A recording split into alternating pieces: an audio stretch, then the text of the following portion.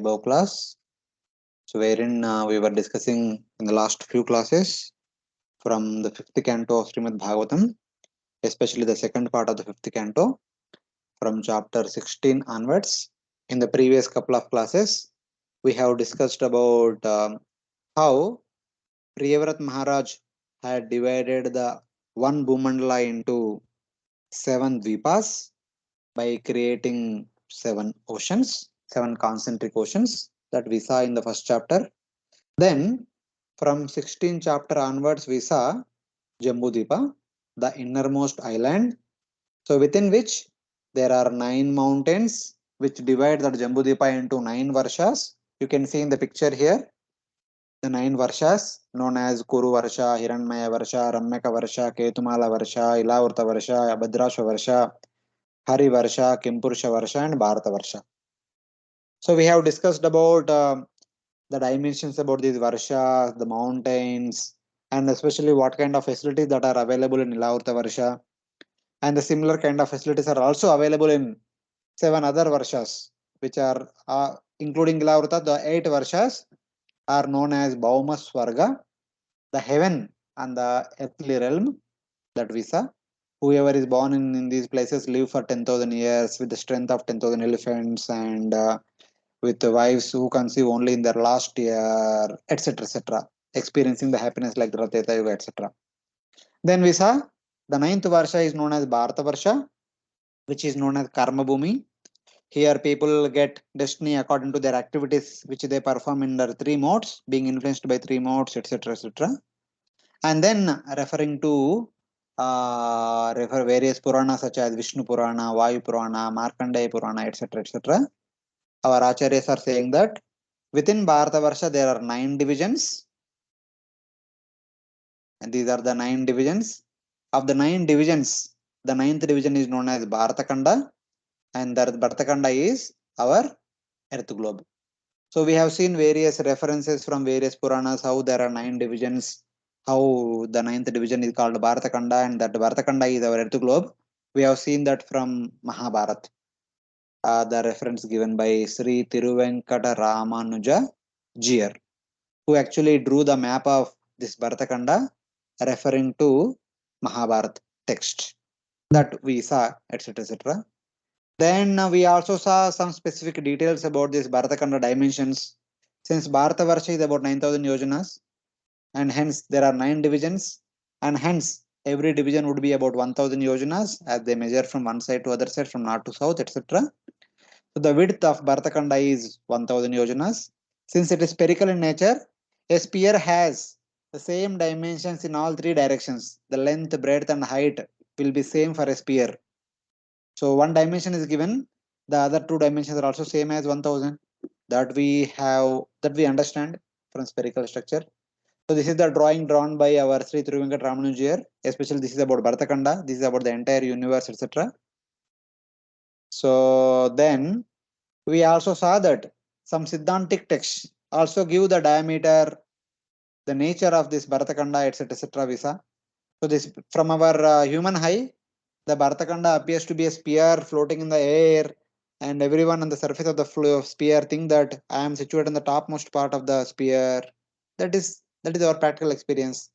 And this practical experience, which is Pratyaksha, gives the value to Shabda, which is talking about Bharata Khanda to be spherical. So both are correlating to each other. So that will validate the claim. And then our practical experience, the person who is in the North Pole, who is in the line of equator in the South Pole, have different experiences. Who is in between also have different experiences, because this can be easily seen the way the sun revolves around us. We in India, we may see that sun going up and down with respect to us. The people on the North Pole see that the sun is going around them. The people on somewhere 60 degrees latitude and 30 degrees latitude, they see sun is traveling in an inclined plane. So this is all because of the spherical nature of the earth globe. So that validates Pratyaksha and Shabda. So in that way. And then one more validation. The Shabda said the width of Bharata Khanda is 1000 yojanas. So 1000 yojanas is about 8000 miles, which is about 12,872 kilometers. The modern observations say that the diameter of the earth globe varies somewhere around 12,742 kilometers plus or minus some margin. So this one is very close to this number. Even this also is approximate number. We have taken 8 miles per yojana, but not exactly 8 miles, somewhere near to. And 1.61 kilometers per mile, there is also somewhere close to. So in that way, thoda aage piche. So that we have seen. And then Siddhantic text gives the diameter of the earth globe. How? So generally, if you want to measure a diameter of a spherical object, if it is small, you can measure. But it is very big. How will you measure? The Siddhantic text uses that if you travel some distance, x distance on surface of the earth, that will be equal to 1 degree of the sphere or 1 degree of the circle. So the distance covered for 1 degree so and so, then the distance covered for 180 degrees of the circumference is 1600 yojanas. So 1 degree details are not given in the Surya Siddhanta. So 1 degree details are given in some other Siddhanta. So then the similar way of approach is given here. So the here it says that's diameter 1600 yojana. That is basically if you travel on the surface of the earth from one side to other side, whatever distance you cover, that is 1600 yojanas. But in reality, this is actually half the circumference. Then full circumference would be 2 times 1600. Then what would be the actual diameter? The actual diameter would be total circumference divided by pi. So that will come up to 1000 yojanas. So there are various formulas are given. With respect to all the formulas, we come close to 1000 only. So which is corresponding to the Puranic measurement as well as the modern measurements. So though the number apparently seems to be different, but the what number indicates that we need to consider. So in that way, when in the Puranas, it is said that the width of the 9 divisions is 1000 yojanas. That is basically when you see from the top, from here to here, the Bharatavarsha total width is 9000 yojanas. When there are 9 divisions, each division from here to here, here to here, here to here, it is 1000 yojanas. So like that, from here to here, here to here, here to here, there are 1000 yojanas. So from the top, the area occupied by that division is 1000 yojanas. And if there is some sphere in there in that location, that will be there the sphere's diameter. So there it is like the top view. From the top, when you see what would be the distance covered by this particular division. So something like that. But when it comes to Surya Siddhanta, they are talking about when you walk on the surface of the earth from one side to other side, what is the total distance that you cover? That is what is considered to be the diameter there. That would come to of the circumference. So when you reduce back to diameter based on C is equal to pi r formula, we get the actual diameter. So in that way, the different systems have given different numbers. So basically, the Puranic text, Siddhantic text, and modern text, all the three are correlating with each other. They are all talking about one entity, and the dimension of that entity is same in all three descriptions. So like that. Hare Krishna. Okay. This is a quick summary of what we discussed in the past. Any devotee has any questions from this section? No, Prabhuji. Thank you. Hare Krishna, Prabhuji, I had asked you regarding this, and you had told me to study this slide properly. And you just now also you mentioned that though the apparently the numbers are looking different, that above upper part it is saying Earth's globe diameter as 1600 yojanas, and down it is showing as 1012 yojanas. So means exactly I really have not understood that why so much of a difference See, is forget there out Mataji. between. See, when it is said Okay, 1600 yojanas, what is written next one? The diameter of the earth globe is 600 yojanas. But what is the meaning of diameter? distance between the lower part and the upper part of this. Oh, means it is top to bottom, like that it is. Please read the sentence completely carefully. Distance between the lower part to the upper part of the sphere along with its surface. What do you mean by that? Part and upper means means the lower half From the of the bottom of the earth. sphere to the top of the sphere, as you travel along the surface. Okay. That is the diameter. But actually what it is this diameter? No, What is this? this is half the circumference. That's what I written. This is equal to half of the total circumference. Yeah. So then what is confusing to you?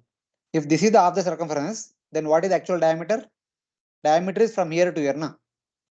Yeah. Point to point. Okay, so that 1600 is half the circumference, that means. This is Okay, the okay. definition of diameter in the Suriddhanta. Oh, okay. I was thinking diameter means जो normal diameter हम लेते That's the from. problem. See, we need to go हाँ, through sentence by sentence clearly. So there will be no doubt. And we discussed Okay. this last time also, and here also it is there. And here arrow is Okay. also shown. Yeah. So this arrow is shown, those arrows are shown. So it becomes clear why so confusion. Okay. Some Okay. basic Thank you, Prabhu. mathematics only. Yeah. And they have given the formula. So the Bhu paridhi is equal to square root of 10 into d square. They are not using the pi directly. Instead of using pi value is equal to square root of 10, which is 3.16. Yeah. So which is very close to 3.14 only. See, some places they may use pi, some places they may not use pi. They give the alternate way of using pi. So in that way, in Bhagavatam, pi value is taken as 3 only. For Yeah. in Bhagavatam calculation, pi is 3. In Surasiddhanta, pi is root 10. And some other text may use pi is equal to 22 by 7. The modern text use pi is equal to 22 by 7. So the different way Okay. of using. They use closest nearby round, close to nearby number. Not exactly always same, but nearby number, Okay. somewhat nearby. So Okay. Okay. that Thank you, Prabhu. Yeah. fine. Other devotees have any questions?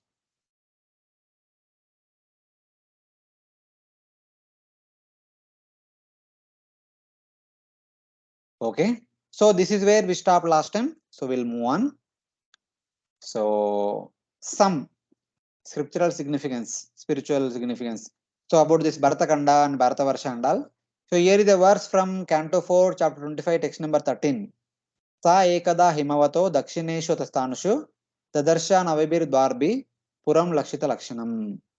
So here it says that searching for a suitable place to live, Puranjana, after wandering the earth, saw on the southern ridge of the Himalayas a city with 9 gates, which he understood had all good qualities. So this is the shloka translation. The meaning is Puranjana wandered through various births in various forms because he could not find all the happiness he desired in other forms, such as devatas, asuras, animals, birds, plants, etc. But finally, desiring objects for attaining enjoyment, he thought that all the houses, all the physical forms on the earth were not suitable.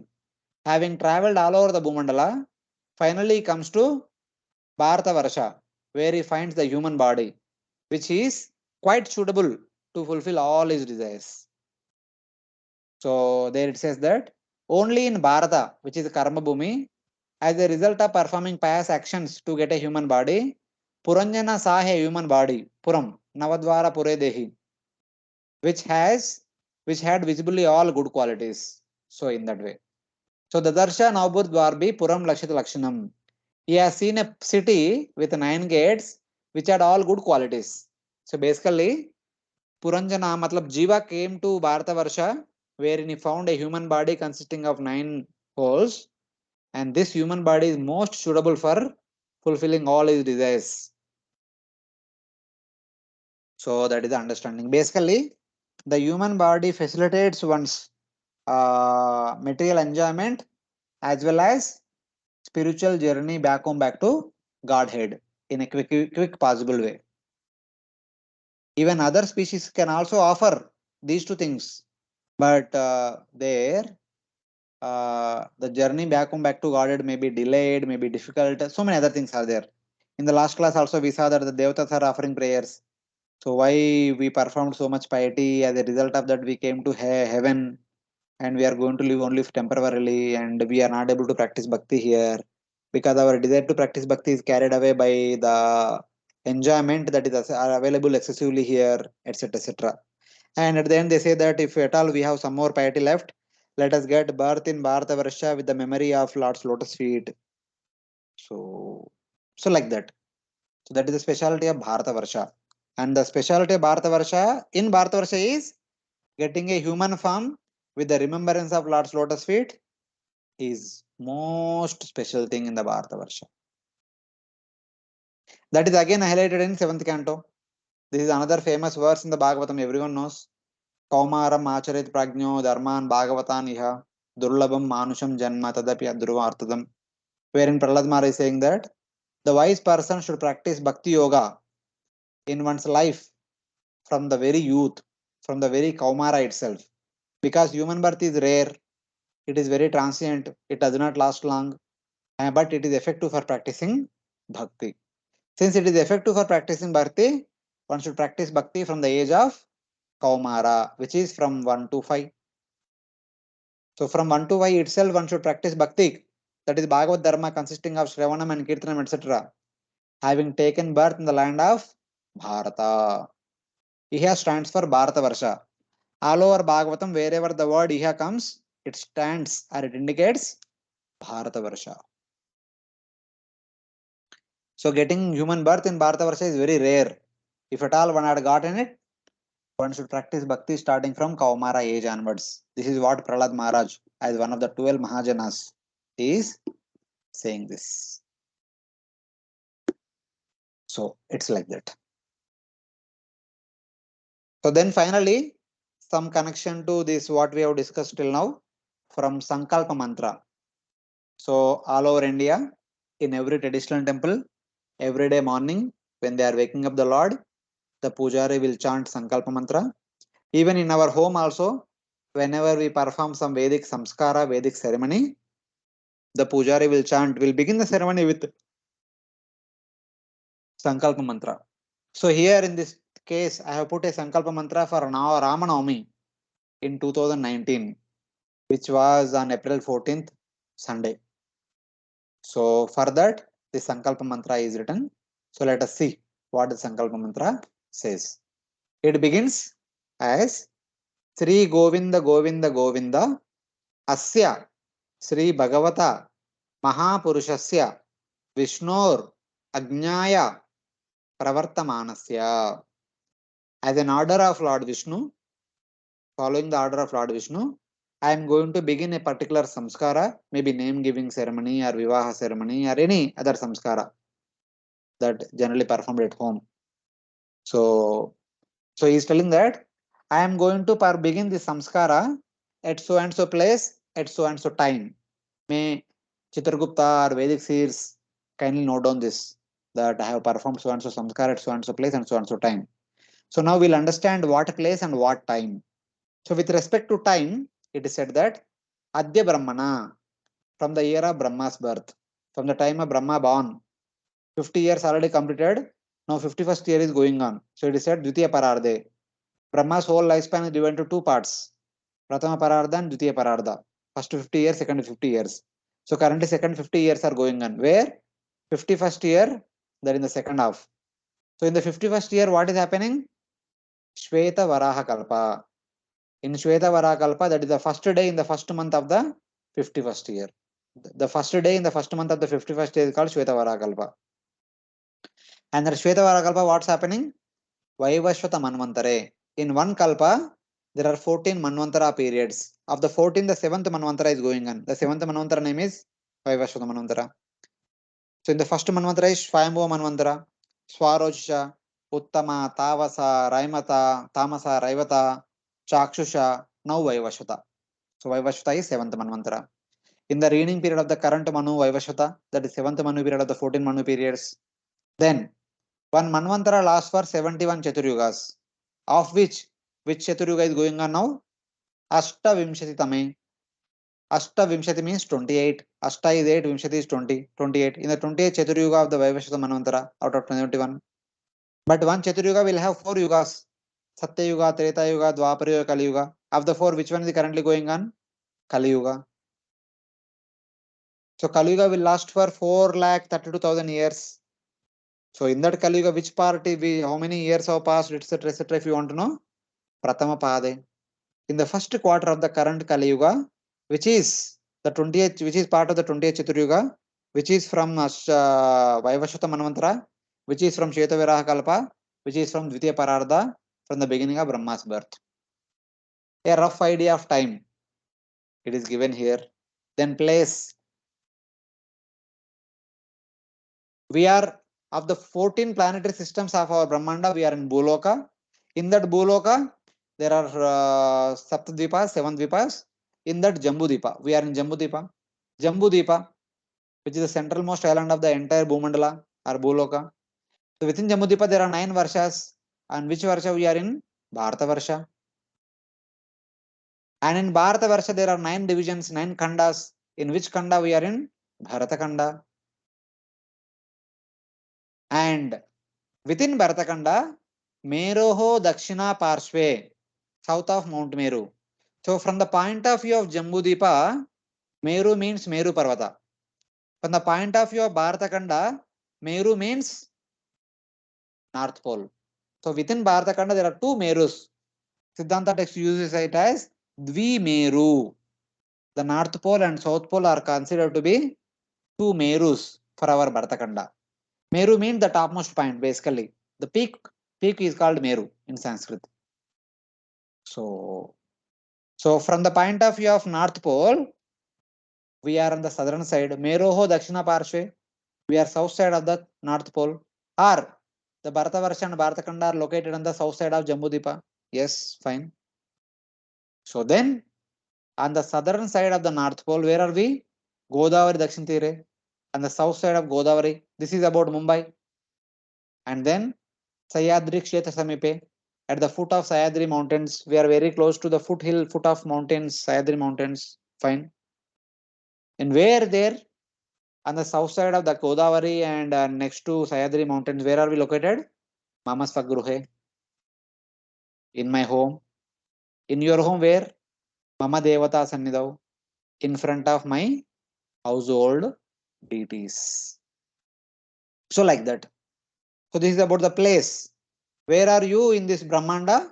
Of the 14 lokas, we are in Bhuloka. Within Bhuloka in Jammu Deepa. Within Jammu Deepa in Bharata Varsha. Within Bharata Varsha in Bharata Khanda. Within Bharata Khanda on the southern and north south side of North Pole. And within that area where south side of North Pole. And within that where we are located, adjacent to Godavari, south side of Godavari, and adjacent to Sayadri mountain, and in my home, in front of my deities. This is about the place. Again, time. Previously, the time came up to the first quarter of Kali Yuga. But Kali Yuga, if Kali Yuga lasts for 4,32,000 years, 1 quarter lasts for 1 lakh, how many? 432 divided by 4. 4 1 ja 4 and 4 9 ja. So that means 1 lakh 9,000 years. That is Pratama Pada. So in that 1 lakh years, which year? It is said that Asmin Vartamana Vyavaharike. So in the current period that is running, that is Kali Yuga Pratama Pada, the first quarter of the Kali Yuga, where are we? Prabhavadi Shashri Samvatsarana Madhye. So in the Vedic calendar, the years names are repeated for 60 years. Then again the same names repeated after every 60 years. Prabhava, Vidya, Tadiya, like that. There are 60 year names are there. So after every 60-year cycle, the names are repeated again and again. So among the 60-year cycles, starting with Prabhava, so in 2000, so whatever was the year we have used, I suppose 2019, it was Vikari Nama Samvatsara. So starting from 14th April, the Vikari Nama Samvatsara began. So I mean, from that, the Gudi Padva, the day we celebrate, not from 14th April, but from Gudi Padva onwards, the year name is given. And that particular year, whenever the Gudi Padva was there, that was the year Vikari Nama Samvatsara. So that time it was Vikari Nama Samvatsara. So, but we are discussing about 14th April.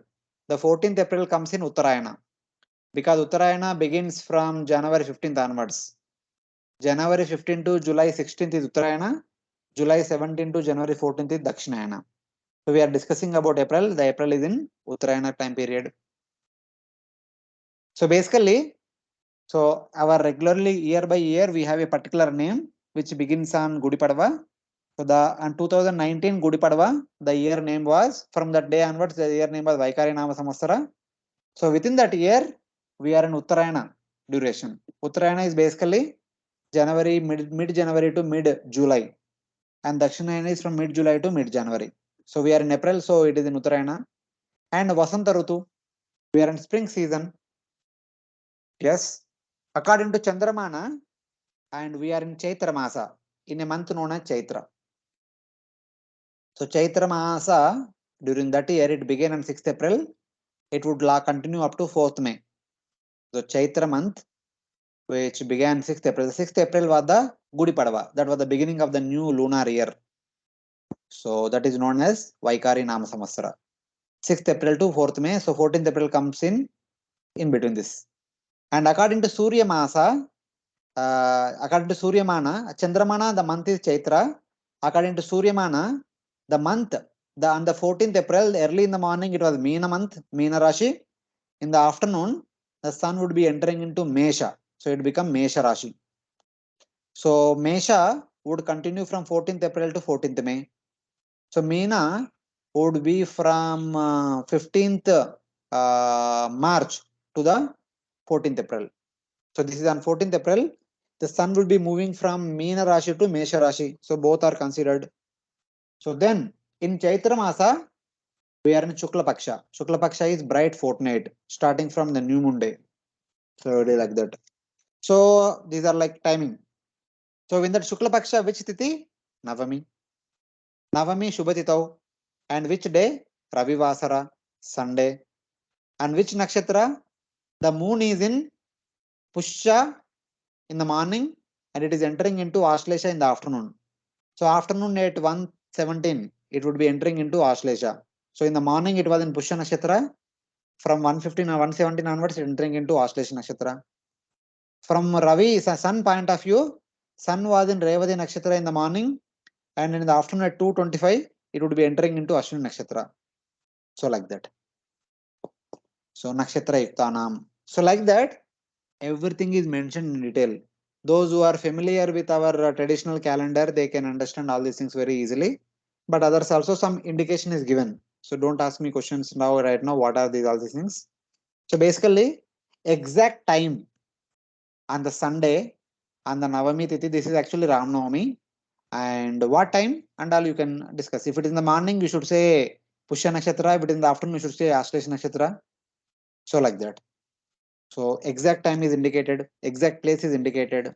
Then at the end it says that Sri Vishnu Yoga, Sri Vishnu Karana, Shubha Yoga, Shubha Karana, Evan Guna Visheshana, Vishishtayam, Asyam Navamyam Shubhatitau, Sri Bhagavat Agnyaya, Sri Bhagavat Kainkari Rupam. Bhagavat Agnya and Bhagavat Kainkariya. As a service to Supreme Lord, by the order given by the Supreme Lord, I am going to undertake this particular samskara, name giving ceremony or Vivah samskara, etc. So my dear Devatas, please make sure that this will be completed successfully. So such kind of prayer is being uttered at the beginning of the ceremony. So that they will note down and they will help us to complete this ceremony in a successful way without any impediments. So like that. So in that sense, what we have discussed is there are 7 Dvipas, 7 oceans in the entire Bhumandala, and we are in Jammu Deepa. So within Jammu Deepa, there are 9 Varshas. We are in Bharata Varsha. Within Bharata Varsha, there are 9 Kandas. We are in Bharata Kanda. So within Bharata Kanda, with respect to the North Pole, South side or North side, or East side, West side, all these things are indicated according to our place.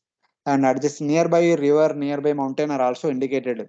Because all our locations, currently we may say so and so degree latitude, longitude. But in the past, traditionally, they would always say that with respect to a mountain, with respect to a river, these are geographically available naturally. So it is very easy. So in that way. So what this is Bhagavatam description. So Hare in Bhagavatam, one second. Let me complete one or two slides more, then we'll take questions. So in the Bhagavatam, we saw that the Bhumandala is flat, and within the Bhumandala, Jammu Deepa is also flat. Within Jammu Deepa, Bharata Varsha is also flat. Within Bharata Varsha, Bharata Kanda is spherical. This is what we saw. And this is how we have described based on Bhagavatam. The people in the past also read the Puranas and they fit everything in the earth globe only.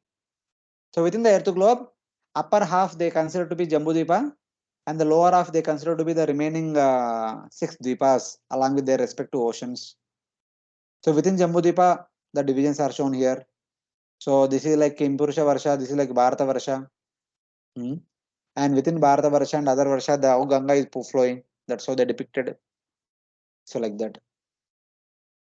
This entire province, at least the Indian province is taken as Bharata Varsha. Our Himalayas are taken to be the Himalayas in the Jambu Deepa. And the Kashmir and other provinces in China, Europe, they are considered to be Kashmir, the Kimpurusha Varsha. So like that. So it like that went up. This is another picture, some shore like this, full flat. Some show like this. There is some show like that. The 7 dvipas in the entire Bhumandala are equated to 7 continents in the entire world map. So this is Jambu Deepa. Within Jambu Deepa, this is Ilavarta Varsha, this is Hari Varsha, Kimpurusha Varsha, Bharata Varsha is India, something like that. They showed. Some people showed like this.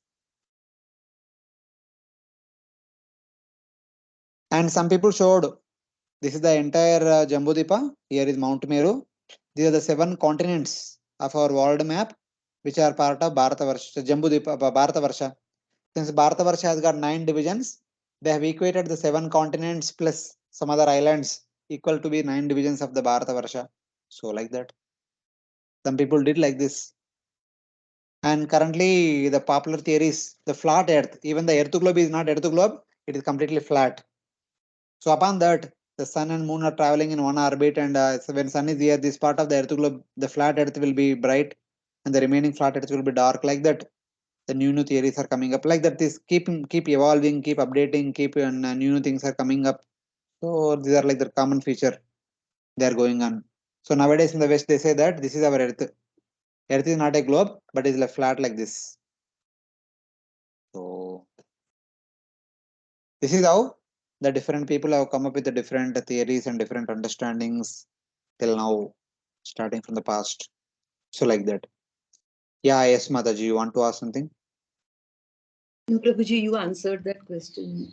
I wanted to ask you about the Himalayan mountains. They are far away from Bharat Khanda.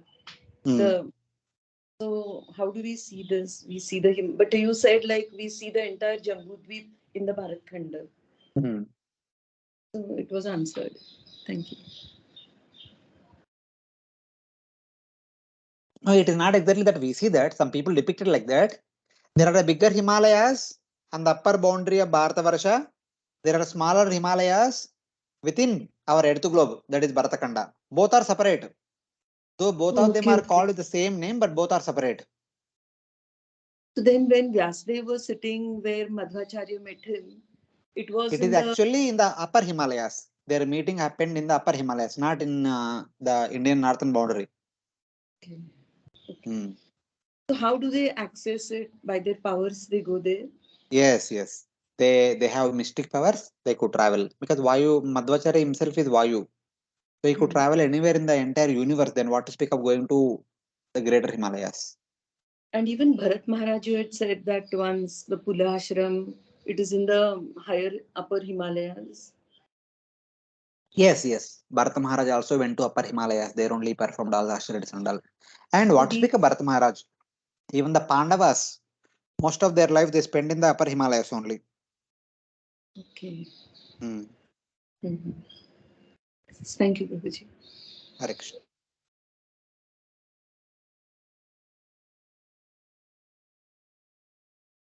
Vinith Prabhu, yes. You unmute and speak now. Why are you raising hand? Prabhuji, you said that karma is applicable only in Bharat Varsha. Yes. So it is applicable only to human beings or to all the species such as Devatas, Gandharvas, Apsaras, Kinnaras, or only for human beings there is a law of karma applied? See, Prabhuji, in general, karma is applicable to everyone, but the way the karma is evaluated in Bharata Varsha is different from other places. So in Bharata Varsha, certainly Devatas are not residing. So the laws in Bharata Varsha are mainly applicable for human beings and other animals who are living along with us. So we are all going through our karmas. In Bharat Varsha, only human beings and the lower species reside. Yeah, plants, animals, birds, etc. These species are residing in Bharat Varsha. Of that Bharat Varsha, our Bharat Khanda, the present earth, what we call, that is one part of Bharat Varsha. Yes, And in one all the ninth, other one ninth parts, part. okay, in all the other parts, only human beings are residing, but we don't know what are their names. But you know their names and what.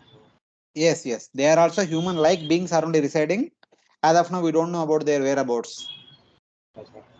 They are also like us.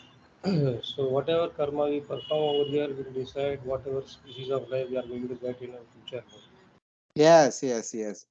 Urdhvam gachanti satvasta, madhya tishtanti rajasa, jaganna gunavrittisya, adho gachanti tamasa. And so all those devatas, rakshasas, king purushas, apsaras, they what laws apply to them then? Or they don't have any? In their loka, see, in their loka they have laws. Even what to speak of that, even within an earth globe only, India has a separate law system, and America has a different law system, Europe has a different law system. So like that. Every place has their respective law system. Whatever law is there in that place, that they will follow. Okay, so you see, if in this earth every country has its own law system, then how do we say that a particular Manu is ruling this planet? Yes, Prabhu. The Manu is mainly responsible for ruling over this Bhartakanda, not Bhartakanda, the Bharatavarsha, and also he rules over the entire Bhu-mandala. See, even one person might be ruling the entire area. The different areas might have different law systems. No problem. You can reconcile, na? These people will have this follow this law. The other people will follow that law. So that you can do that without any issue. So at present, if Vaivasvat Manu is ruling, then how do we understand that who is ruling? Because every country is making their own laws and everybody is doing their own thing. That is a problem. See, the monarchy does not applicable in the Kali Yuga. When this Kali Yuga ends, again the monarchy will begin in the next upcoming Satya Yuga. Achha. One Manvantara is a long period. In between, sometimes they may not be able to rule. They will not be ruling. See, for example, within Bharatakanda, we may not be seeing so much monarchy now. But other places might be following that monarchy.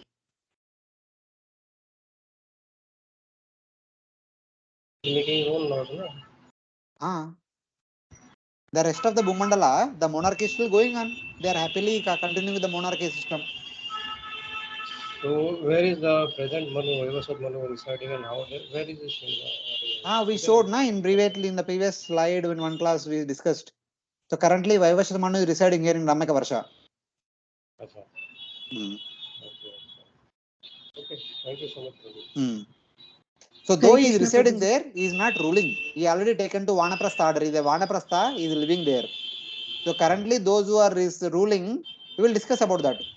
So there was a monarchy till the beginning of Kali Yuga. For few thousand years the monarchy was there.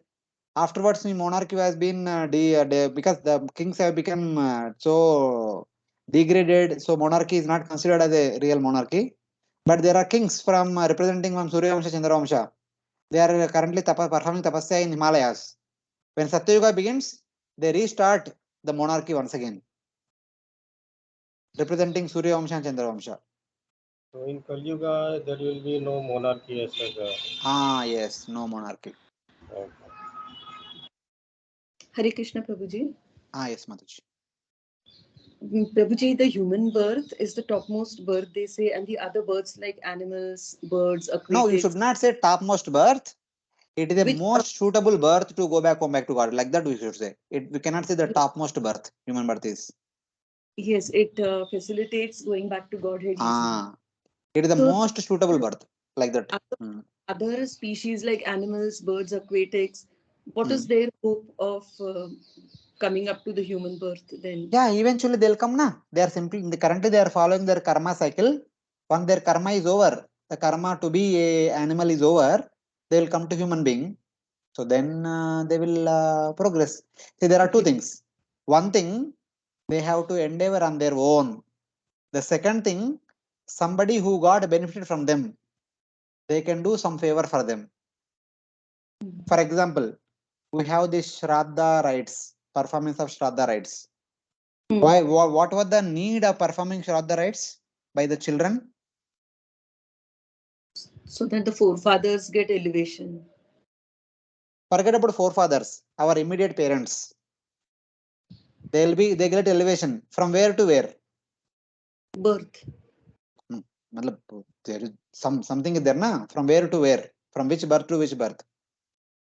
Point A to point B. What is point A? What is point B? From human birth to somewhere in the Swargalok or something? No, not necessarily. See, the first understanding of performing Shraddha rites is like, okay, by whatever, they have gone to hell. So they need to be delivered from hell. That is the first purpose. The second thing, that they have delivered from hell, but they have entered into animal species. Then they should be delivered from animal species to human species. Human species. So that is the purpose of offering Shraddha rites. So if they are in the lower species or in the hell, they should at least come to human species. So from Vaishnava understanding, they should come to human species and get birth in devotee family so that they will be able to practice bhakti from the very childhood. So all these animals, birds, they have allotted time period for which they remain in that species. Yes. Okay. But their descendants, if they offer Shraddha rites properly, so these animal species will be able to wind up their business as early as possible and they will upgrade to human species. If the Shraddha rites are performed in a bona fide way, in a Shastric way. Okay. Otherwise, they need to go through their karma cycle and then move on. Okay. Thank you very much. Yes. Hare Krishna, Prabhuji. Yes. Prabhuji, just one query regarding what you were discussing with Mataji, like whether the Shraddha rites are so powerful that they can nullify the karmas of our forefathers or parents, whatever. It is not exactly nullifying, it is fast forwarding. Okay. And Prabhuji, like to some extent they may minimize, but it is not completely nullification. It will minimize so the effect and ascend them. Yeah, and their ascent will be faster. The speed will faster, increase. Faster. Yes. And another thing, Prabhuji, like in the other parts, which we call as Bhauma Swargas, there also, whether the animal species is there or only humans stay there. There also animals are there, but majority will be in Bharatavarsha. Other place also animal species are there, but those animal species are also like heavenly animals. So the human being, those people who performed piety but wanted to become animal, they become animal in the heaven. So heavenly animal. So why somebody will perform piety and then intend to become animal provision? Like I don't know. Let's see how karma functions, how works under. I don't know, but we are only just guessing. Okay, so those animals in the Bhauma Swargas or upper Swargas, like divine Swargas, they are different than the animals which we find in the Bharatvarsha. Yes, from their good fortune, our animals have to go through trouble. There will be grasses. Sometimes grass may not be there in the summer, but in the Bhauma Swarga, they have plenty of grass every time. They might have other very good foodstuffs also, good to eat. So in that way. Okay. Okay. Now people in the West want to become dog because they saw the dogs are cared for better than human beings. So people are becoming a dog even while living only. Then what to speak of desiring to become dog in the next life? Oh, is it? Yeah. Okay. Yeah, recently there was a post. One person actually transformed himself into dog. In the past, we were hearing the people gender change is happening. The male want to become female, female want to become male. That we have seen. But now the new trend is going on. They are becoming dog. What do you mean by becoming dog provision? Like how can they change their No, you see you read the article, see the news, you will go, no, you are doctor, you can understand better than me. There is a full plastic surgery. They have become dog. The post is also there. Okay. If you have, you please share the link. I'll go through, Prabhuji. I don't know whether it is there or not. 1 week, 10 days back, they have shared that Okay. post. Yeah, you can search in the Google only. It is recent news only. Okay. You can directly search. No need to wait for Okay. somebody to share Okay. the post. So you being a Okay. doctor, you can appreciate it how exactly it happens. Okay. And one person got this transformation to So in Japan. yes. So it is happening here. So they don't have to wait for next life. Even then, same life only they are changing themselves. Then what to speak of becoming next life? It is there. So they develop the desire. Why not?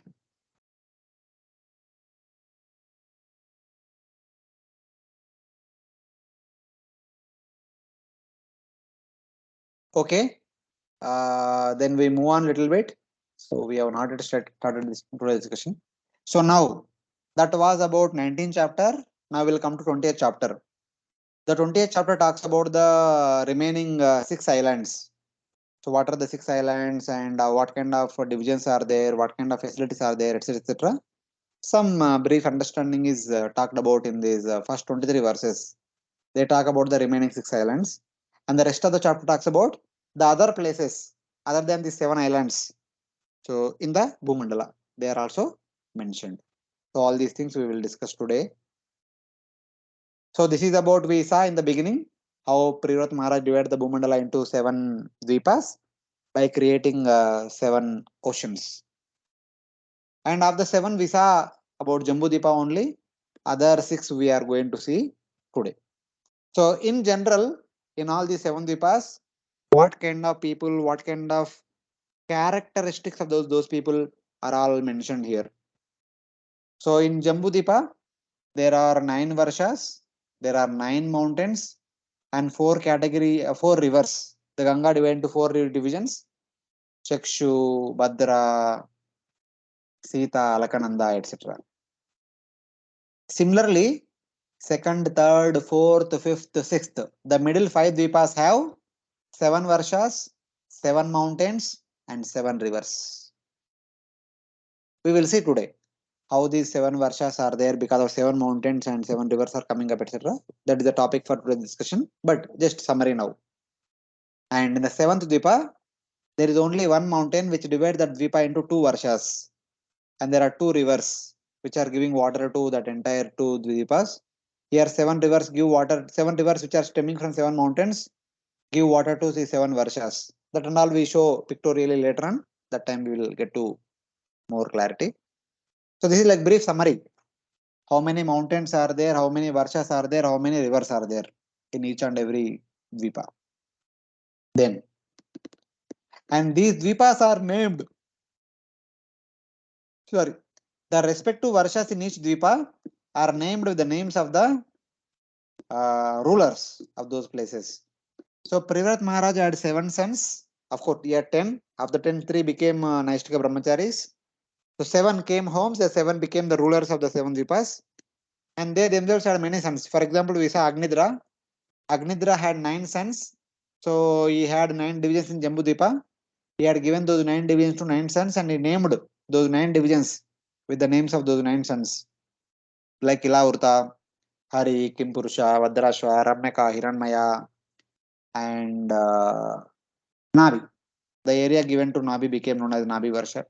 So later on Arjunaba Varsha, later on it became Bharata Varsha, so etc. Something like that. And in all these respective places, the people have their hermitages, their bungalows. Basically, in those days, they're all hermitages kind of thing. A beautiful bungalow with may not be multi-story, but single story or multi-story, whatever it is. But ultimately, on the top, a simple structure with koila and all.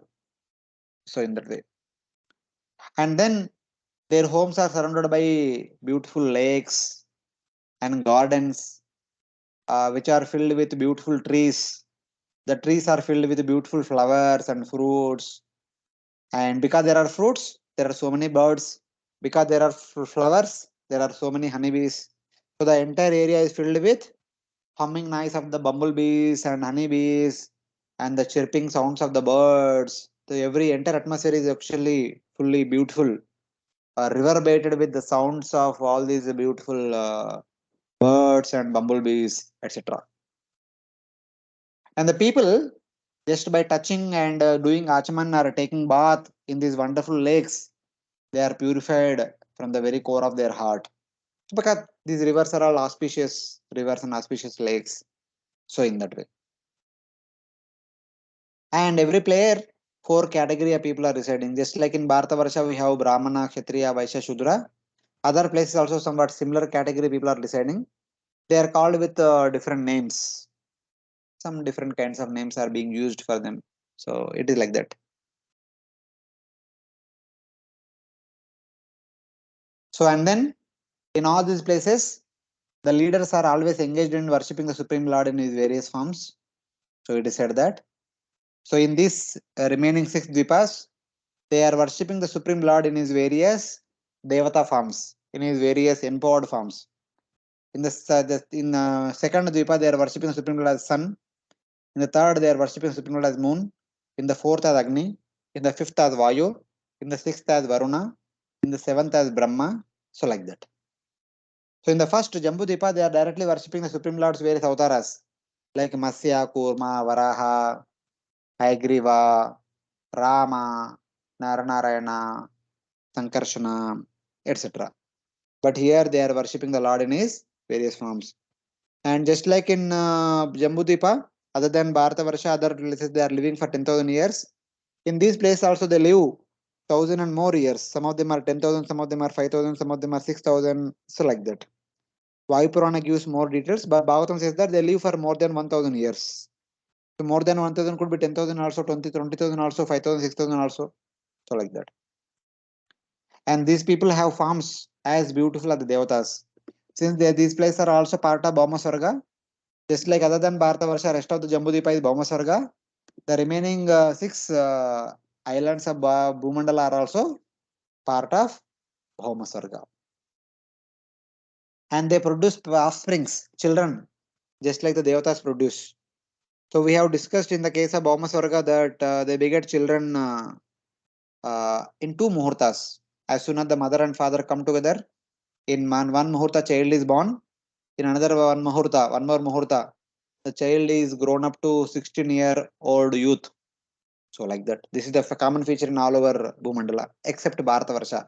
Only in Bharata Varsha, since it is Karma Bhumi, they need to go through 9 months pregnancy period, and the child has to be grown up day after day, month after month, year after year, all the way up to 15 years. They need to give a lot of time to the upbringing of the children. So that's why it is called Karma Bhumi.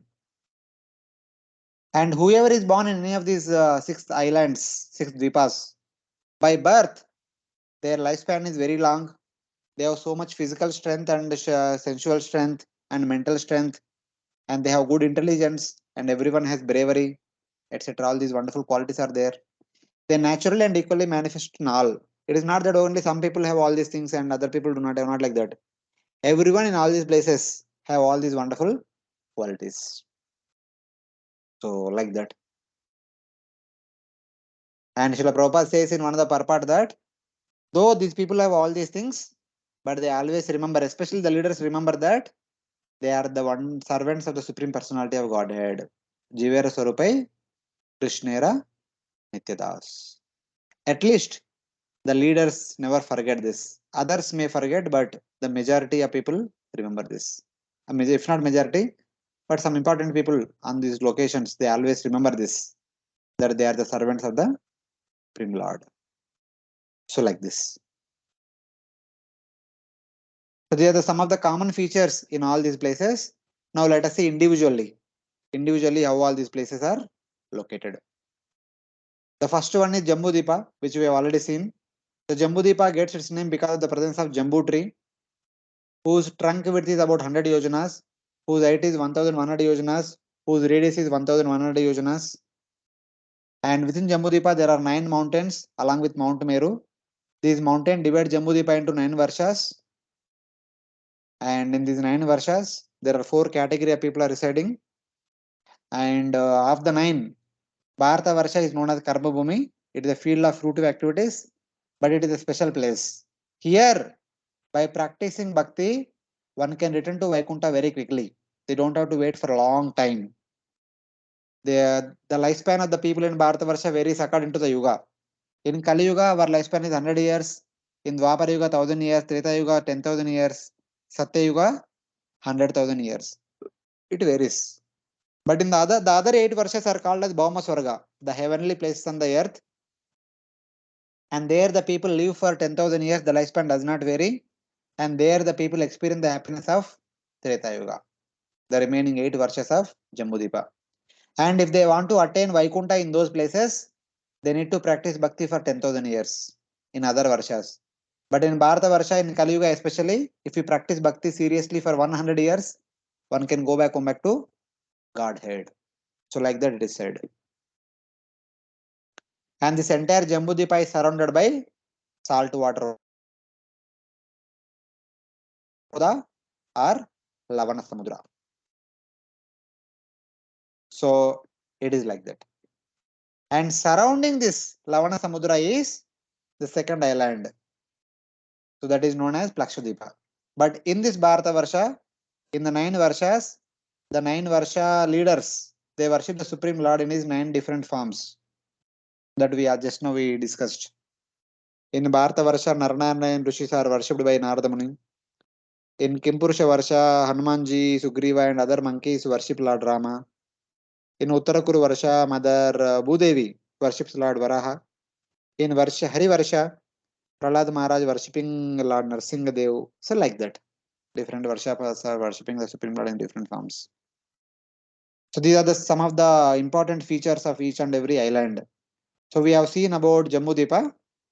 The next island is Plakshadweepa. So before entering into Plakshadweepa, I just want to have a small break. So we'll continue after the small break. Okay? We'll have a small break for a couple of minutes. Then we'll continue. Correction.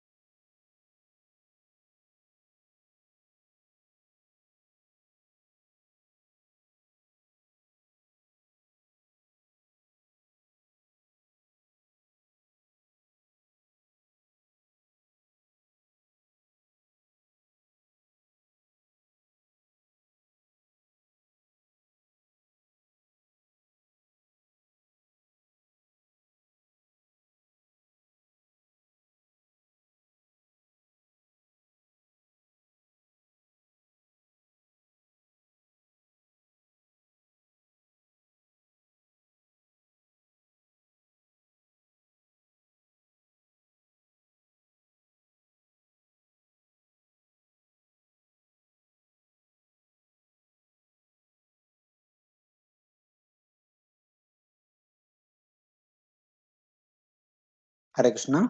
Devotees are there? Hare Krishna. Yes, Prabhuji. Hare Yes. Krishna. Okay. Thank you.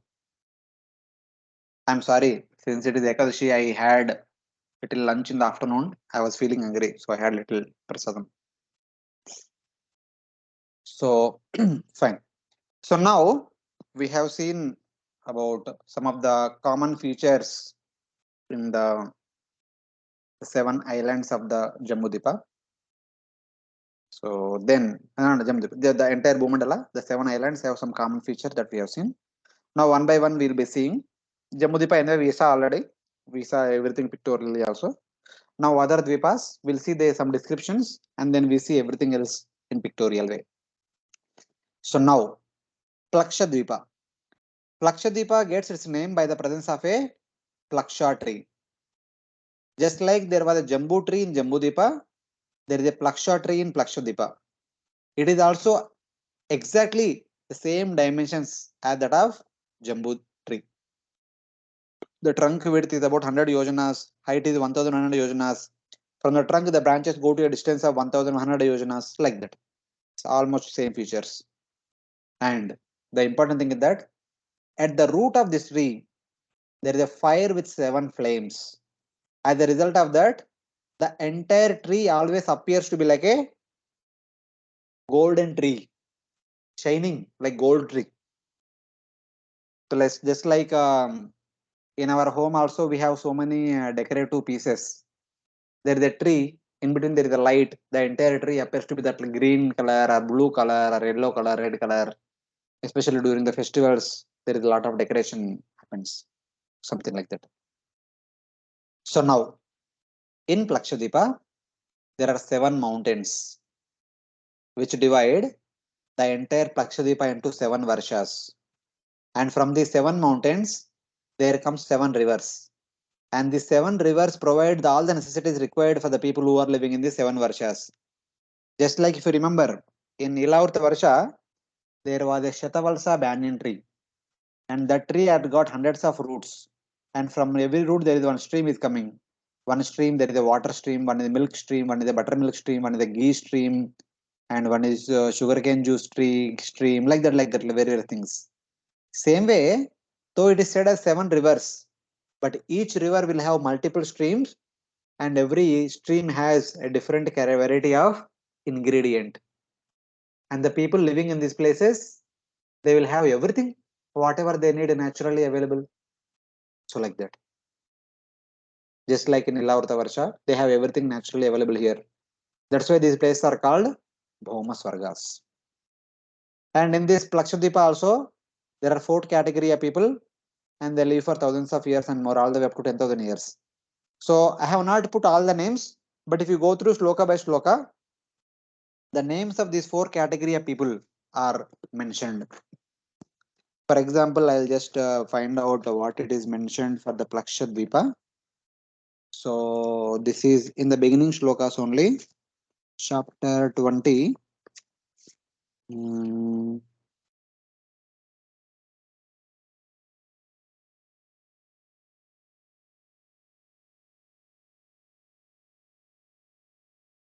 So they are known as Hamsas, Patangas, Urdayanas, and Satyangas.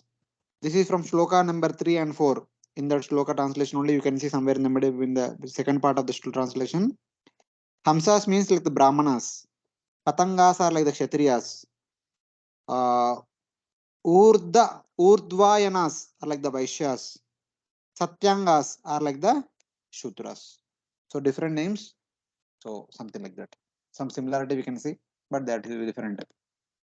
And then here in this particular Plakshadipa, by following the path of karma, Traya Vidyaya, Trividya Mam Soma Paputa Papa, that we studied in Bhagavad Gita. Traya Vidya means the path of karma. They worship the Supreme Lord in his Vibhuti form known as Surya. So by following the Vedic rituals, they worship the Supreme Lord in his representative form known as Surya or Surya Narayana. And during which they chant this mantra.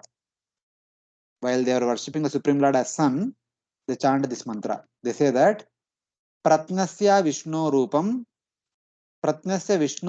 Yat Satyasya Ritasya Brahmana Amrutasya cha Mrutoscha Suryam Atmanam Imahiti. The meaning of this text is, this is the text number 5. That meaning is, we surrender to the Surya, who is the form of Lord Vishnu, who is the oldest person, who is the presiding deity of executed dharma,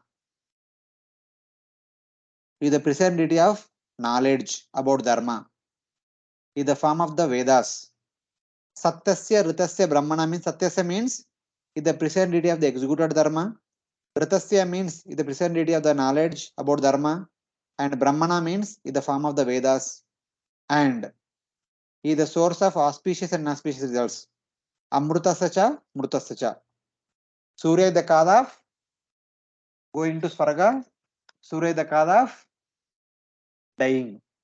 Because by the counting the number of days, we complete our lifespan and we obtain death. That is inauspicious result. Mrutu. And by performing pious activities day after day, one can ascend to Swarga. Or Mrutasya actually indicates after death we'll go to hell. Of course, Mrityu comes to everyone, but in a bad sense, the Mrityu indicates going to hell or lower species, and Amrutasya stands for going to heaven. And Amrutasya can also stand for going back to spiritual world also, going upward. So in that way, going downward, going upward. So like that.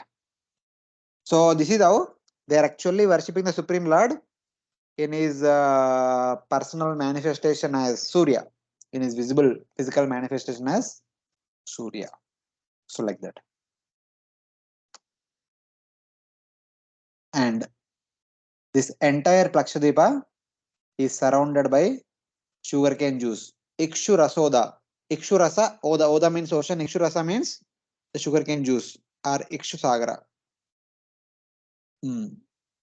So now in Jammu Deepa, the residents are worshipping Lord's various forms and they offered multiple prayers.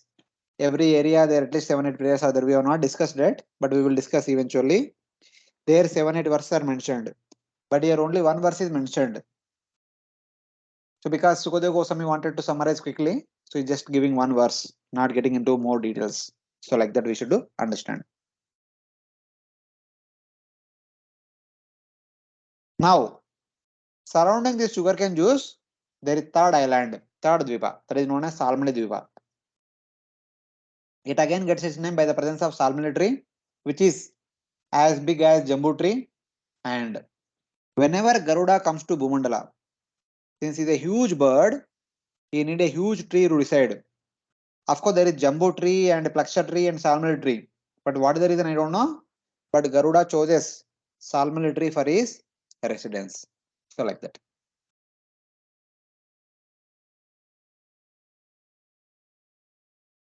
And here also, there are 7 mountains which divide the Salmali Dvipa into 7 varshas. And from these 7 mountains coming 7 rivers provide all the necessities for the people in the 7 varshas. And here also there are 4 category of people are living. And the 7 varshas are named with the 7 names of the 7 sons of the 3rd son of Privat Maharaj. So in text number 11, the names are mentioned. It is said that Srutidaras, Viryadaras, Vasundaras, and Ishandaras. Srutidaras are Brahmanas, Viryadaras, so Kshatriyas, Vasundaras, Vaishyas, and Ishandaras, Shudras. So like that, easily understandable. So like that the names are given. And then here also people live for more than 1,000 years, up to 10,000 years. And in this place, by following Varnashrama Dharma strictly, they worship the Supreme Lord in his representative form known as Chandra, moon. And they offer this prayer. Text number 12. Swagobi Pitru Devebhyo Vibhajan Krishna Shuklayo Prajanam Sarvesham Raja Nabha somo nasti iti. They say that, may the moon, the king of all regions, and also us, who divide the food for the Pitrus and Devatas according to the waning and waxing moon, waxing phases of his rays, be favorable to us. Just like the moon, by dividing himself into waning phase and waxing phase, he provides food for the Pitrus and Devatas. Similarly, may the moon also take care of us by providing our food. So this is their prayer. The prayer for the maintenance. So like that. Then this entire Salmala Dvipa is surrounded by third ocean, Surasagara or Suroda. Though it is said liquor ocean, it is not the liquor which we see on the roadside. This liquor is a bona fide beverage of the Devatas. By drinking this liquor, their physical health will increase, their physical strength will increase, and their longevity will increase. But by drinking the liquor which is on the roadside around us, their lifespan will reduce, their health will deteriorate. But it is in the opposite. This liquor is actually increases their vitality. So like that. So surrounding this Surasagara, there is the fourth island known as Kushadvipa. This Dvipa gets its name because of the presence of Kusha grass all over, which was planted by different devatas. And top of the Kusha grass, at the tender shoots, they actually provide some tender flame, mild tender flame. It is not like a huge fire, but mild tender flame, because of which the entire land appears to be very bright. In the Ramayana, Sugriva calls this Kushadvipa as fiery land. When he sees from the top, everywhere it seems to be fire is there everywhere, but it is actually not fire. It is flame. Just like lamp, lantern के अंदर lamp रहता है ना, वो भी flame only. That flame is very mild and very controlled. It does not took the form of the huge fire, uncontrollable fire. It is controlled flame only. So like that, all these Krusha grasses, tender shoots are providing some flame. Like Jugunu, it is living entity but providing little mild light. That light does not cause any harm to anybody. So like that. And here also there are 7 mountains dividing the Kushadvipa into 7 varshas. And these 7 mountains are giving rise to 7 varshas, which are providing all the necessities required for the people in the 7 varshas. And 4 category of people are residing in these places. And their names are also mentioned, and the names of the 7 varshas are also mentioned in the book. You see later on. And here the people who are expert in Vedic sacrifices, performing yajna, they worship the Supreme Lord in his form known as Agni. And there they pray, Parasya Brahmana Sakshat Jata Vedosi Havevat Devanam Purushanganam Yajena Purusham Yajayati. They say that, O fire god, O Agni, you are directly the carrier of the offering to Supreme Lord. When we offer offerings in the fire sacrifice, when we say, Idam Indraya Swaha Idam Nama, Idam Surya Swaha Idam Nama, it is actually meant for Indra and Surya and etc. But whom we are giving? We are giving to Agni. It is Agni who will take the oblations to that respective Devata. So like that. So they are saying that, O Agni, you are directly the carrier of offerings of the Supreme Lord. Please worship the Supreme Lord by our offerings to the Devatas, who are the limbs of the Supreme Lord. So even they offer Idam Vishnave Namaha, Idam Narayana Namaha, Idam Narsingha Namaha, like that, they offer to Lord also. But even when they are offering to Devatas, in the name of Devatas, they are saying that when we say that Idam Indraya Namaha, it is meant to the hands of the Supreme Lord. Because Indra appears on the hands of the Supreme Lord. When we say Varuna, it is to the tongue of the Supreme Lord. So like that, they are saying. It is supposed to be meant for the Supreme Personality of Godhead. So directly or indirectly, they are actually worshipping the Supreme Lord only. And this entire Kusha grass is surrounded by Grutoda, the ocean of the liquid ghee in the molten form. So there is a ghee ocean also that is surrounding. And surrounding ghee ocean is the 5th Dvipa, that is known as Krauncha Dvipa. It gets the name because of the Krauncha mountain. And the people who are living around this mountain, they became fearless from the weapon of Kartikeya by the presence of a milk ocean, which was created by Varuna. So because of this, they became ardent followers of Lord Varuna.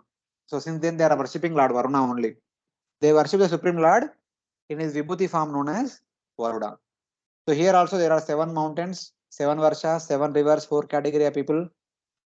And they worship the Supreme Lord by offering a palmful of water at the lotus feet of Lord Varuna. Apam Purushena Anjalina Ejante.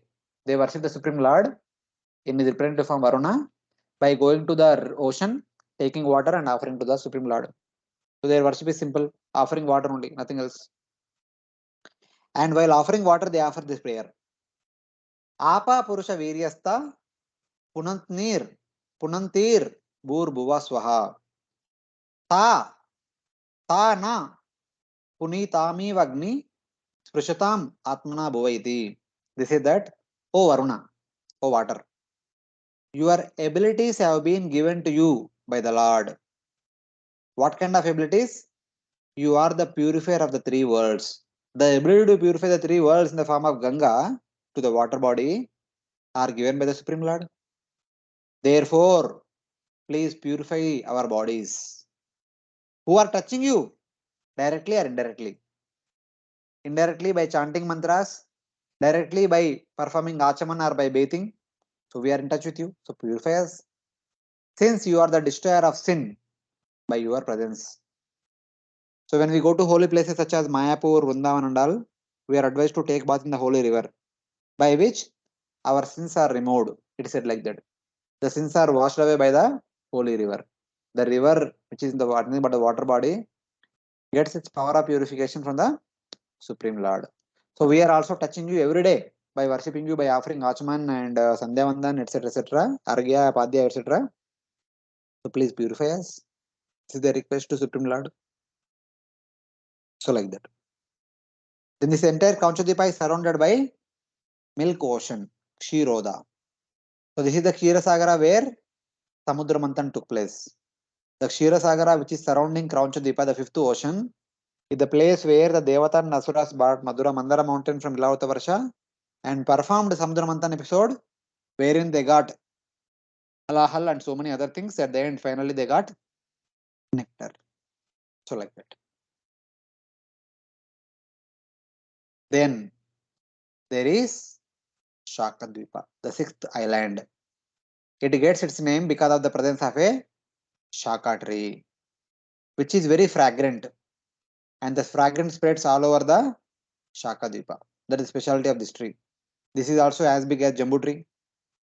Here also there are 7 mountains, 7 varshas, 7 rivers, 4 category of people live for thousands of years.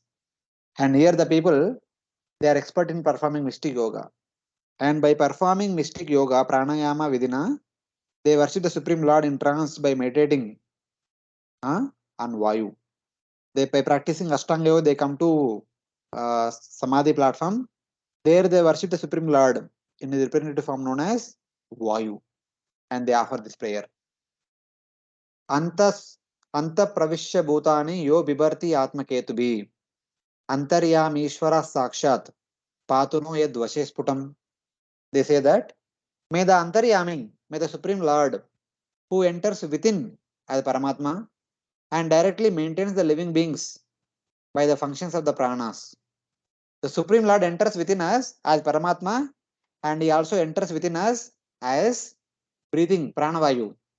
And then he transforms himself into different pranas by which he maintains our entire body. So under the Supreme Lord's control, in the form of pranas, the entire universe is created and maintained. May the Lord also protect us, maintain us and protect us.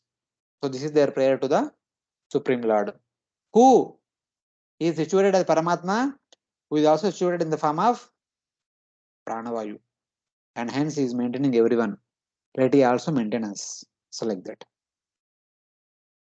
This entire Shakadvipa is surrounded by yogurt ocean. Dadi Mandoda, the ocean of yogurt. So the ocean of yogurt is surrounded by Pushkara Dipa. Pushkara Dipa gets its name by the presence of a lotus flower, which is called Pushkara. which contains 100 million pure golden petals and which is as effulgent as fire. And whenever Brahmaji comes to this Bhumandala, he resides on top of this lotus flower. This is Pushkar Deepa.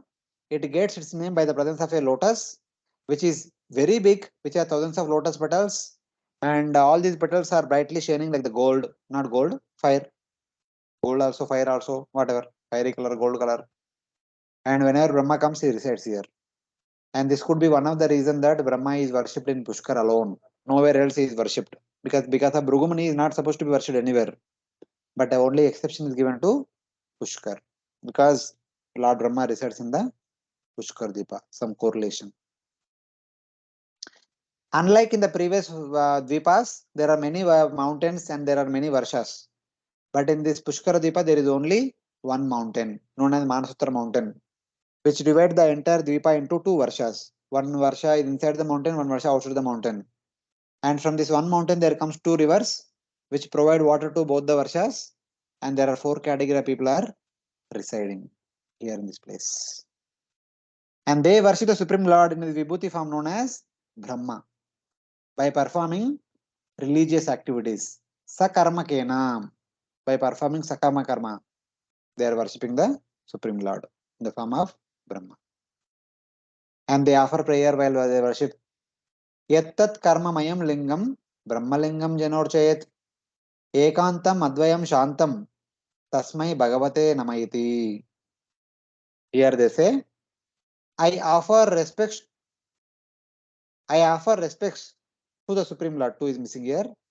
I offer respects to the Supreme Lord, whom people with the idea of servant and object of service worship as Brahma, who is attained by karma. Basically, they are worshipping the Supreme Lord in his representative form known as Brahma, who is considered to be best of the servants of the Supreme Lord, best of the devotees, and whose form is attained by performing karma, who is fixed in devotion to Supreme Lord, who is non-different from the Lord, is also Gunavatara, non-different from the Supreme Lord, who is always peaceful, and by whom the Vedas are known. It is Brahma who gives us the Vedas.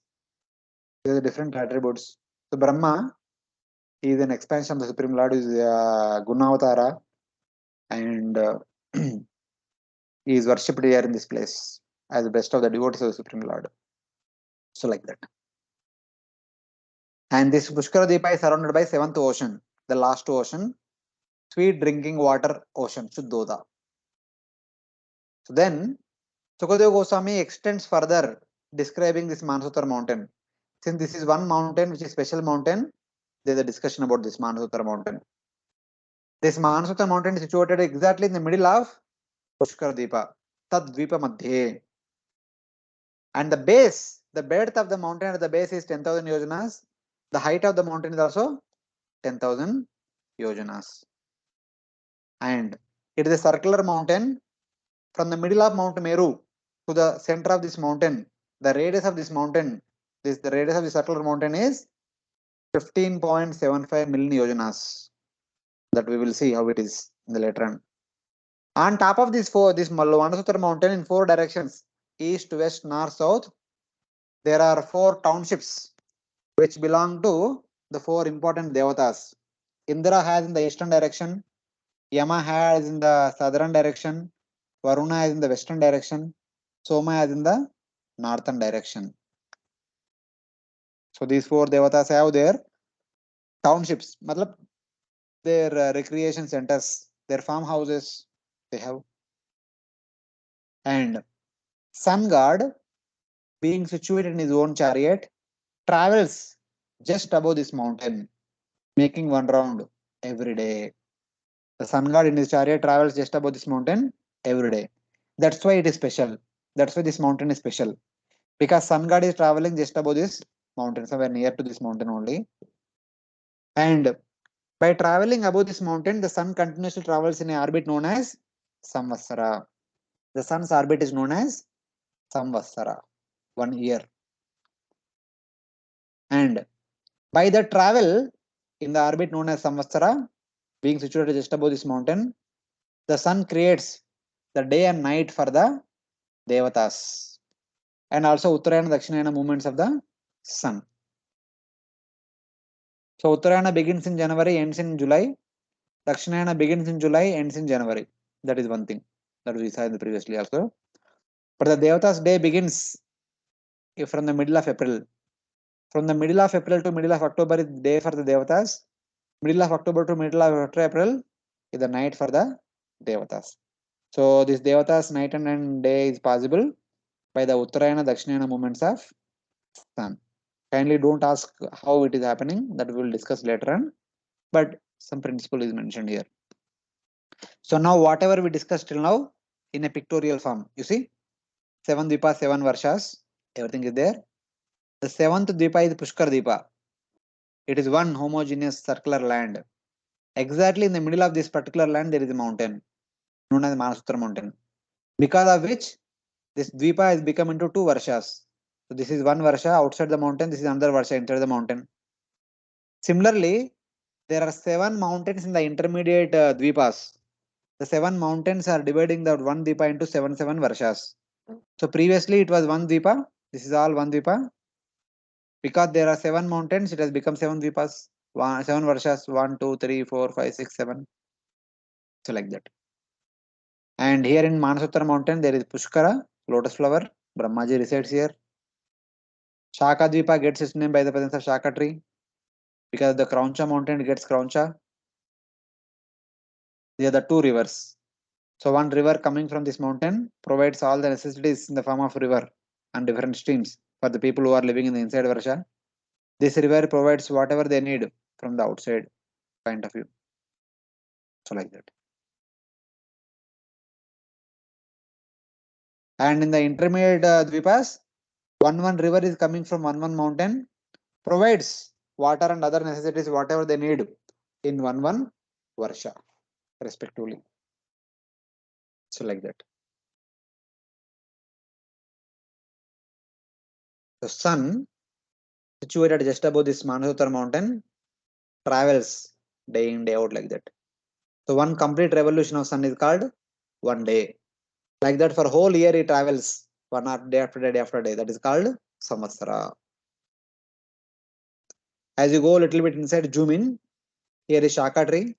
Here is Krauncha mountain. Here is Kusha grass. Here is Salmali tree.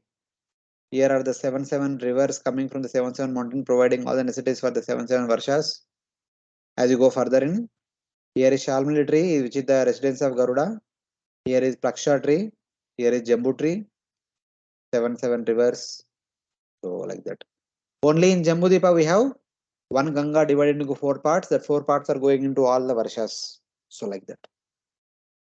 So this is how the different Dvipas, how they have been subdivided, how many mountains, how many rivers, what kind of facility they have. Because since all these are Brahma Varshas, so Brahma Swargas, whatever facilities that were there in the Ilavrata Varsha, the same facilities are there in all these places.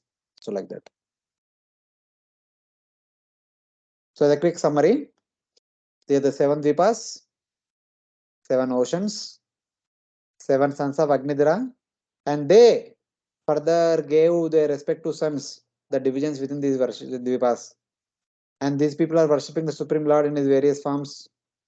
And they get named because of the presence of this special tree or mountain or grass or whatever, flower, etc. These are some dimensions. Those who are interested in mathematics, they can refer to it. The total width of Jambu Deepa is, like diameter of Jambu Deepa, from here to here, it is 1 lakh yojanas. And that is the width of saltwater ocean. And the width of the second island is 2 lakh yojanas. The width of the second ocean is also 2 lakh yojanas. The width of the third island is 4 lakh yojanas. And the next one is, the ocean is 4 lakh yojanas, like that.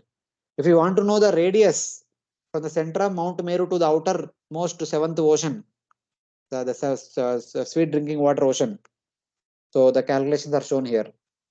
The diameter of Jambu Deepa is 1 lakh yojanas. The radius of Jambu Deepa of the center of Mount Meru is half of 1 lakh yojana, that is 50,000. That's why it is 50,000 is mentioned. These numbers are million yojanas. So 0.1 is 1 lakh yojanas. Saltwater ocean is 0.1, but Jambu Deepa radius is 50,000. And the width of Lakshadweepa is 0.2, sugarcane juice 0.2. Say Salmala Deepa liquor ocean 0.4, 0.4 like that. Sum of these two is this much. Sum of this and these two is this much. This is the outer radius of the sugarcane juice ocean. Like that, the outer radius of sweet drinking water ocean is 25.35 million yojanas. This is the outer radius of the outer ocean. That means, so from the center of Mount Meru to this point, it is 25.35 from here to here. And from here to here would be 2 times that. 25.35 into 2 is 50.7 million yojanas. So from here to here 50,000, here to here 1 lakh, here to here 2 lakhs, here to here 2 lakhs, 4 lakhs, 4 lakhs, like that. All those things are added. So now, for example, if you want to know what is the distance of Manasottar mountain. So from the center to this point we can know the sixth ocean. And here to here 6.4 and here to another 6.4. By adding to this 6.4 plus 6.4 we get the outer number. But if you want to know where the mountain is located, this one, here to here 6.4. Half of that is 3.2. Add 3.2 to this number, you get the value of the mountain, the center of mountain. The outer radius of sixth ocean is 12.55. The Pushkar Deepa is 6.4. Sweet drinking water ocean is 6.4. So adding these two to this, total would be 25.35. But Manasottar mountain is exactly in the middle of Pushkar Deepa, that is 3.2. 6.4 by 2, add this value to 2 by 12.55. That comes up to 15.75. This is the radius of Manasottar mountain, and that is the radius of Sun's orbit. Sun's orbit is approximately about the orbital radius of the Sun's path is about 15.75 million yojanas. So later on we will come to know exact number. This is the approximate number. The exact number later on when we come to 22nd chapter, 21st, 22nd chapter, we will come to know that. That time only we will discuss that. So these are the different divisions of entire Bhumandala, consisting of 7 Dvipas and 7 oceans. These are other different set of pictures. So this is the 7th Dvipa, in which there is Pushkar. This is Pushkar Deepa. This is Manasottar mountain. As you go further in, so different Dvipas. So like that. So these are the different divisions within our Bhumandala. The 7 oceans, 7 Dvipas, their subdivisions, what kind of people residing in all these places, etc., etc. Any questions? Hare Krishna, any questions? No, Prabhuji. Thank you. Other devotees? No, Prabhuji, right now there's nothing. If anything is there, later on we'll ask. Hare Krishna, Prabhuji. Yes, I had Mataji. a question. You said the sun goes around over Manasottar mountain, and they have day and night because of that. So then what is the Samvatsar? Samvatsara is 1 year. So one circle of around this entire, in that full circle, it is 1 year. No. The sun's travel, as you, what you see in the slide, this is 1 day. Like that, sun travels for 365 days. That is our 1 year. But in the 365 days, the devatas will have daytime and nighttime. Okay. Yes. That is called Samvatsara. Okay, thank you.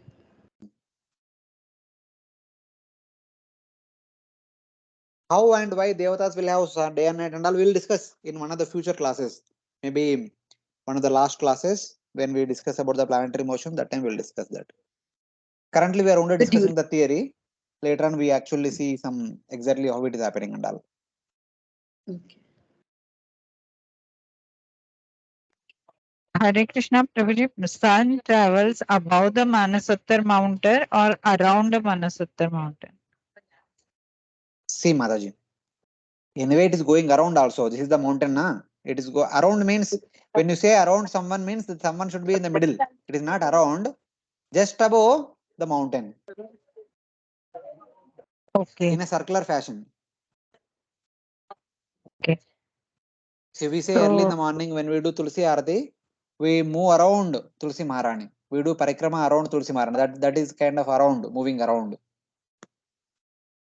No, why I ask, because if it is around and on that side, not on the top, then the in other part, means the other Varsha which is inside the Manasaptar mountain, they will not have the complete sunlight. Now that is why I was asking. So, but they both are getting, means it must sun No, must be no, above the mountain. See, mountain is there on the surface of the Bhumandala. It is small, but sun is not touching the mountain. Sun is quite above on the ether. This is Oh, a top view. oh, There is a okay, 1 lakh okay. yojanas gap between the sun and the Bhumandala. Oh, okay, okay. It is above means it's not exactly traveling or walking on top of the mountain like us. Sun is a Yeah, devata. He is flying in the ether only. okay. Mm. And Prabhuji, like here we discuss about Bharatvarsha, that the 9 divisions are divided by 9 oceans, that straight lines you had shown. And at least in Kali Yuga, people cannot go from one part to the other. That's what we had discussed. Na? So the Mm. same is applied here also in Yes, yes. Sakadvipa and everywhere. Even Like one people from one that part that we can't don't know. go. That we don't know. We what we know is only within Bharatavarsha because we are living in Bharatavarsha. It is mentioned about us. For the people who are living in these places, what is their kind of situation? It will be told to them. Why to us? Okay. Mm. Okay. Whether And they can go Ganga or they flows cannot through go, all these, they na? should go or not will be told to them only. Why we should bother about them? Okay. Mm. And Prabhuji, Ganga doesn't flow here, na? The other dvipas, No, no, Ganga no. only Ganga does not go, only in does Jammu not flow. Dvipa. Mm. Yeah. Only Jammu Deepa. Okay. Yeah. Okay. Thank you. So then, so these are like 7 dvipas and 7 oceans in the middle of Bhumandala. In addition to this, there are few more areas in the Bhumandala. So there is a brief description about those areas in the later part of this chapter, text number 34 to 41. We briefly discuss about them and then we will take break for our today's class. Okay. There is a verse in the third canto which said that the diameter of our entire universe, the inner diameter is 500 million yojanas. This is the total diameter of our universe. So in which till now we have discussed only about 25.35, that is the radius of the seventh ocean. Other side also same thing, total will be 50.7 million yojanas. But the total diameter of the universe is 500 million yojanas. So 500 minus 50, 450 million yojanas Bhumandala is still there. Bhumandala is as big as the universal diameter, which we showed in this picture. You see, this is our Brahmanda. From here to here, it is 500 million yojanas. And what we discussed till now is only 50 million yojanas here in this small area. And remaining 450 million yojanas still available in the Bhumandala. And that we will discuss now. So, surrounding this sweet drinking water ocean, the immediate area surrounding that is Swarna Bhumi, Golden Land or Kanchana Bhumi. Different names are there. Is a tract of land situated beyond the ocean of sweet drinking water.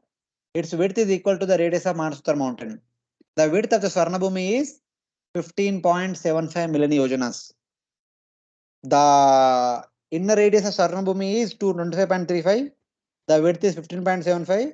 Thus, the outer radius is 41.1 million yojanas. So, it is like this. So, here if you take a picture, so this is like inner radius and this is like the outer radius. Till here it is 25.35 and here to here 15.75.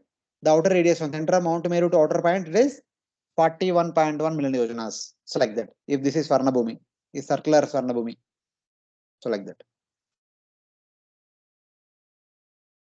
It is a land of gold with mirror-like surface.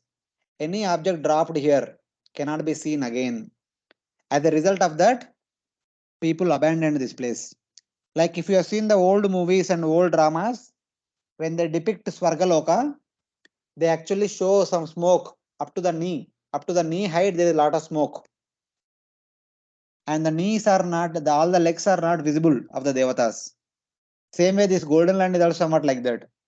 So whatever is dropped below the knees cannot be seen by anybody. That's why in general people does not live here. But the devatas, sometimes they come here for some sporting, some hide and seek games and all. So because those who are hiding below the knees, they can't be seen by others. So such kind of games they come and play here. The devatas from Sargaloka, they use this place. But the Bhumandala residents, they don't use this place. This is in a kind of a partially abandoned this land. So like that. And surrounding this golden land or Kanchana Bhumi or Swarna Bhumi is Loka mountain. It is a mountain which divides the area that are filled with sunlight, which is known as Loka Varsha, and the area those are not lit by the sun, Aloka Varsha. Basically, the 7 Dvipas, 7 oceans and Swarna Bhumi, all these put together is called Loka Varsha. And after the Loka mountain, the rest of the Bhumandala is called Aloka Varsha. Because inside this mountain there is sunlight. Outside this mountain there is no sunlight. That was the reason. The outer radius of this Loka mountain is approximately equal to 1/4 of the universe's diameter. The total diameter of the universe is 500 million yojanas. 1/4 of that is 125 million yojanas. But the actual radius of the actual outer radius of this mountain is, the inner radius is 41.1. This is the outer radius of the Swarna Bhumi. The width of the mountain is also double to that is 82.2. 41.1 plus 82.2, that will be 123.3 million yojanas. Basically, whatever is the total diameter of the Loka Varsha, that is the width of Loka mountain. The radius, outer radius of the Loka Varsha is 41.1, the diameter is 82.2, and that is the width of Loka mountain. The total outer radius of this Loka mountain is 123.3. Actually, 123.3, it is approximately 1/4 of the universe's diameter. And this mountain has been created by Lord, the Supreme Lord, and it is situated as a circular mountain in all 8 directions. And its height is as high as the top of Sargaloka.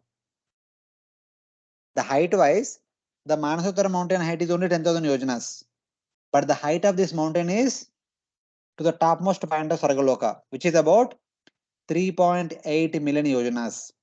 The height of this Loka mountain is 3.8 million yojanas. The width of the mountain is 82.2 million yojanas. No, height is much less in comparison to width. Width is 82.2 billion yojanas, but height is only 3.8 million yojanas. But still, that is the end of Sargaloka. And it is said that the sunlight, the moonlight, the light of the stars and nakshatras and other grahas, it is restricted within this Loka mountain. And the sunlight only goes to Bhuloka, Bhuvarloka and Swargaloka. And then sunlight cannot penetrate to Loka mountain and go to Aloka Varsha area. So this is mentioned in the Bhagavatam in this chapter, one of the verses. The light of the sun, that means basically whatever we see in the outer sky in the night time, not in the rainy season, but in the summer season and all the stars, the grahas, constellations, zodiac, signs and planets, everything is situated within the Loka mountain, which is under the jurisdiction of Bhuloka, Bhuvarloka and Swargaloka. Because the Loka mountain bottom is starting from Bhuloka, the top is situated on the topmost portion of Swargaloka. So it is like that. And beyond this Loka mountain, the outer area remaining, the whose width is 1/4 diameter of the universe, that is all known as Aloka Varsha. It is called Aloka Varsha because there is no sunlight. That is called like that. But before that, on top of this Loka mountain, the Lord kept 4 elephants in 4 directions, east, west, north, south. They are known as Pushkara, Rashabha, Pushkara Chuda, Vamana and Aparajita, established by Lord Brahma in order to support the Bhumandala in all 4 directions of the universe.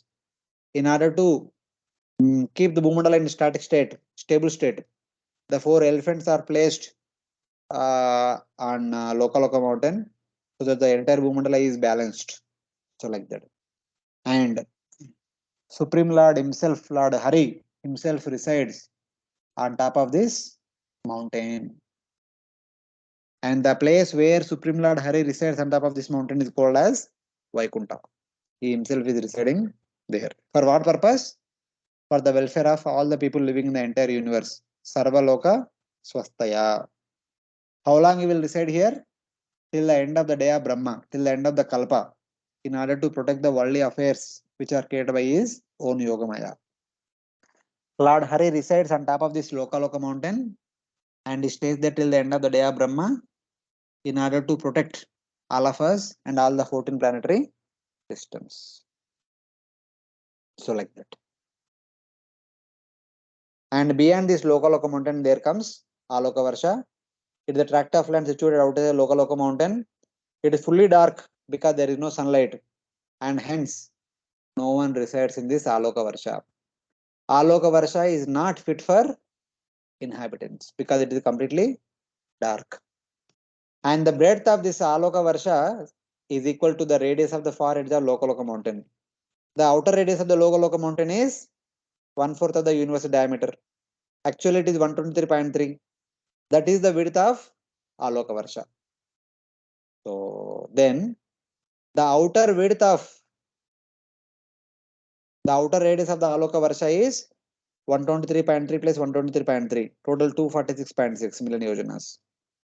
The Bhumandala's diameter is 500 million yojanas. So the radius of the universal shell, radius of the not Bhumandala, Brahmanda, the radius of the Brahmanda is 250 million yojanas. And the outer radius of the Bhumandala is 246.6 million yojanas. The outer edge of the Bhumandala to the universal shell, there is a small gap of 3.4 million yojanas. Because the outer radius of the Bhumandala is 246.6, then the universal shell begins at 250. In between, there is a gap of 3.4 million yojanas. 3.4 million yojanas means 34 lakh yojanas, not small area. Because of this free space, what happens? The Bhumandala can fall into Garbhodaka ocean time and again. Because the Bhumandala should not fall into Garbhodaka ocean, the Supreme Lord appears in the form of Shesha and is located between the Garbhodaka ocean and the Bhumandala. And he keeps the Bhumandala on top of his head so that the Bhumandala does not sink into Garbhodaka ocean. And so I'm just starting the video. Just see the video. This is like the Bhumandala, and below there is the Garbhodaka ocean. There is Shesha, who is holding the entire Bhumandala, keeping it on his head. So like this.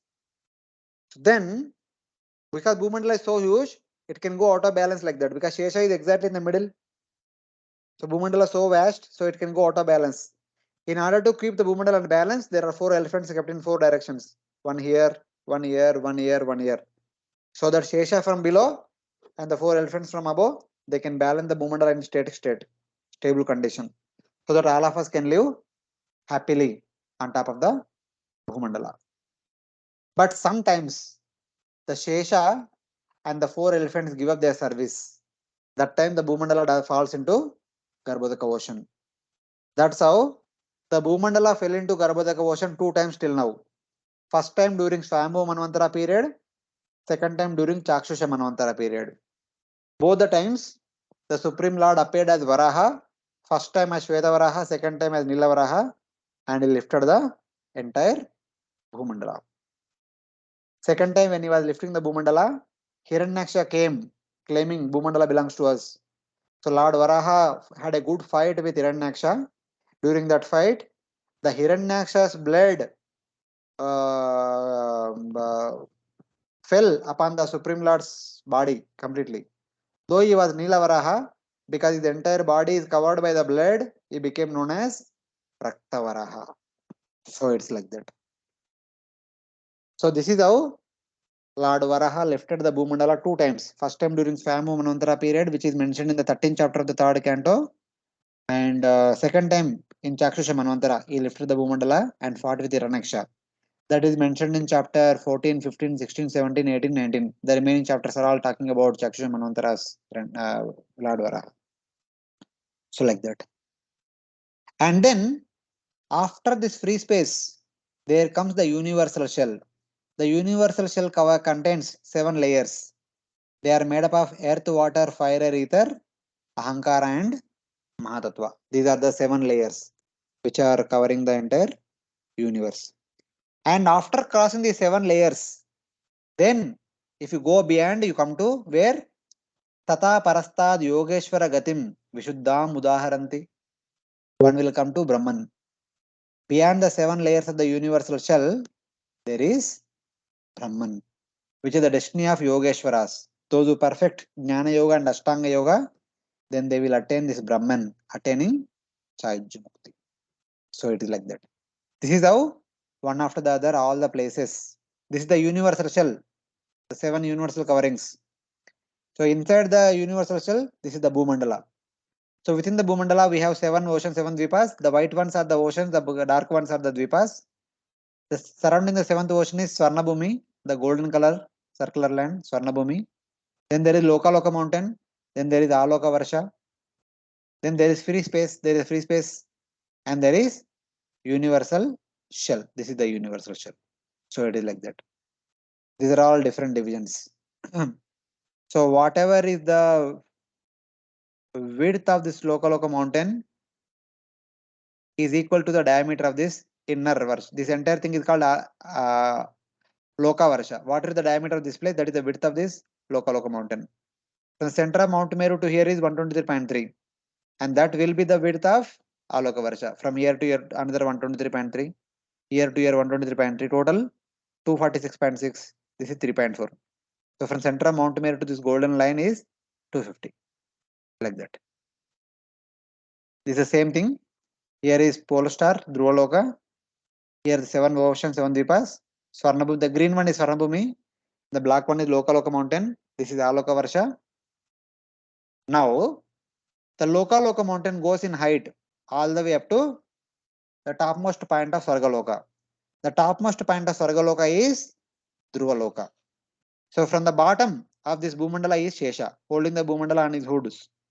On top of this, there are 4 elephants on top of this Loka mountain, and they are able to balance the entire Bhumandala so that the Bhumandala does not go out of balance.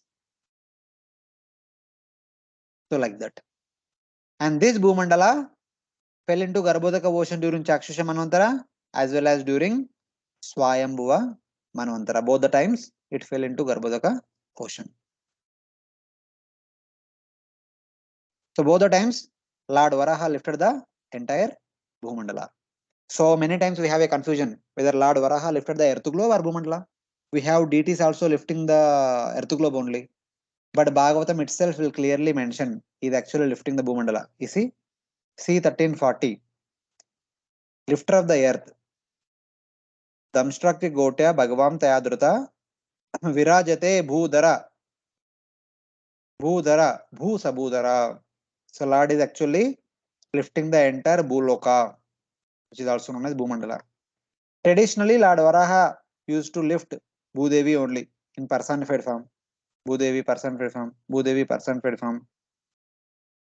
So even the nowadays brass deities are made, they are also showing Bhudevi many times. But some places they show earth globe. This is not the correct depiction.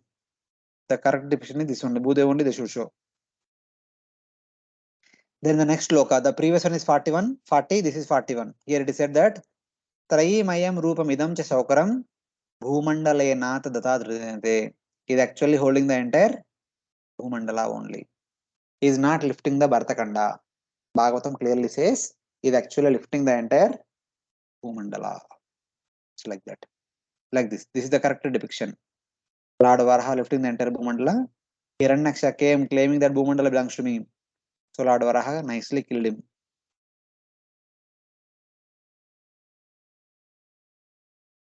So like that. So when and how this Bhumandala fell into Garbhodaka ocean during Chakshusha Manvantara, that is also mentioned in the Bhagavatam, where in the 8th canto 24th chapter, wherein the Lord Matsya who appeared to King Satyavrata told that, O King, subduer of enemies, on the 7th day from today, the 3 worlds, Bhuloka, Borloka and Swargaloka, will all merge into the waters of inundation. Here you see, Bhur Bhuvadikam. Trilokyam Bhur Bhuvadikam. The three lokas, Bhuloka, Bhurloka, Swargaloka, all three will merge into the water of inundation. What is that water of inundation? Garbhodaka Sagara. They all enter into Garbhodaka ocean. They entered. That time, the Supreme Lord appeared as Matsya Avatar, informed him, and then he appeared as Varaha and lifted the entire Bhumandala. So it is like that. Then there are 7 universal layers made up of earth, water, fire, ether, ahankara, mahatattva. Each subsequent layer is 10 times thicker than the previous layer. So first layer is 2 times the inner width of the universe. The inner diameter of the universe is 500 million yojanas. So the first layer is 500 this side, 500 this side. The second layer is 5000 this side, 5000 this side, like 10 times thicker, 10 times thicker, like that. The universe's diameter is 500. This is the first layer. This side also 500, this side also 500. What is the diameter of the universe? That much is the width of the layer, first layer. And the second layer is 10 times that, 500 million, 5000 million yojanas. Third one will be 50,000 million yojanas. Like that, it continuously increases. And after crossing the 7th layer, we come to Brahman. Beyond Aloka Varsha and after the 7 universal layers is the pure destination of the aspirants of liberation. That is Brahman. It is situated beyond the jurisdiction of 3 modes. It is completely pure.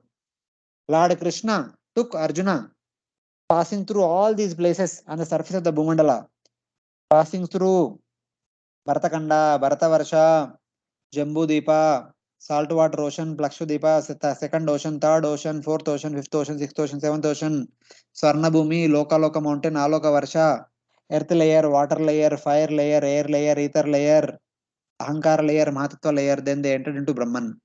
In that Brahman, they had the darshan of Mahavishnu. And they rescued the 10 sons of Brahmana and they brought them back and gave them to Brahmana. So like that.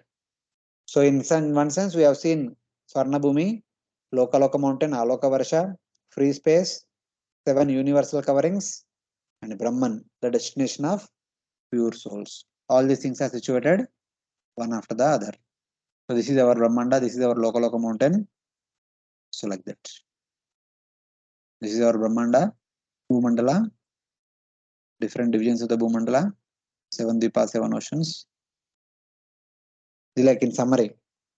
Jambu Deepa, Plakshudeepa, Shalmala Deepa, Kushadeepa, Kronchadeepa, Shaka Deepa, Pushkara Deepa, Manasutra mountain, Swarnabhumi, Loka Parvata, Aloka Varsha, free space, universal coverings, and Brahman. So like that, these are all so many subparts in the Bhumandala that are mentioned by Sukadeva Goswami in this section of the Bhagavatam. This is Jambu Deepa, first ocean, second Deepa, second ocean, third Deepa, third ocean, fourth Deepa, fourth ocean, fifth Deepa, fifth ocean, sixth Deepa, sixth ocean, seventh Deepa. This is the low Manasutra mountain in the middle of seventh Deepa. Sun travels just above this. The 4 devatas have 4 townships. This is Indra's township. This is Varuna's township. This is Vayu's township. And down below, Yama's township. And Surya travels located just above this mountain day in day out.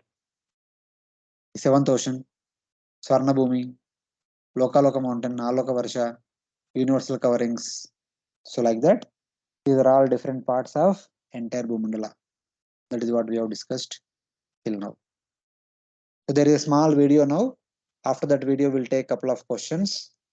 And for that video to hear, I just have to go back.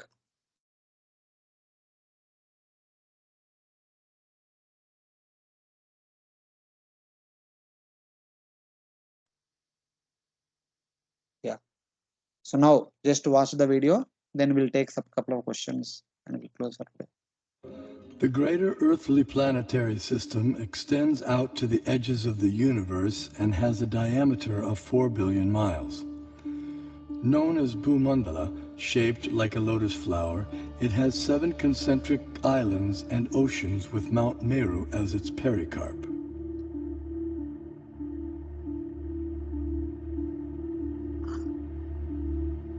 The 7 oceans respectively contain salt water, sugarcane juice, liquor, clarified butter, milk, emulsified yogurt, and sweet drinking water. Sometimes Vedic cosmology is misconstrued as portraying the earth to be a flat disk.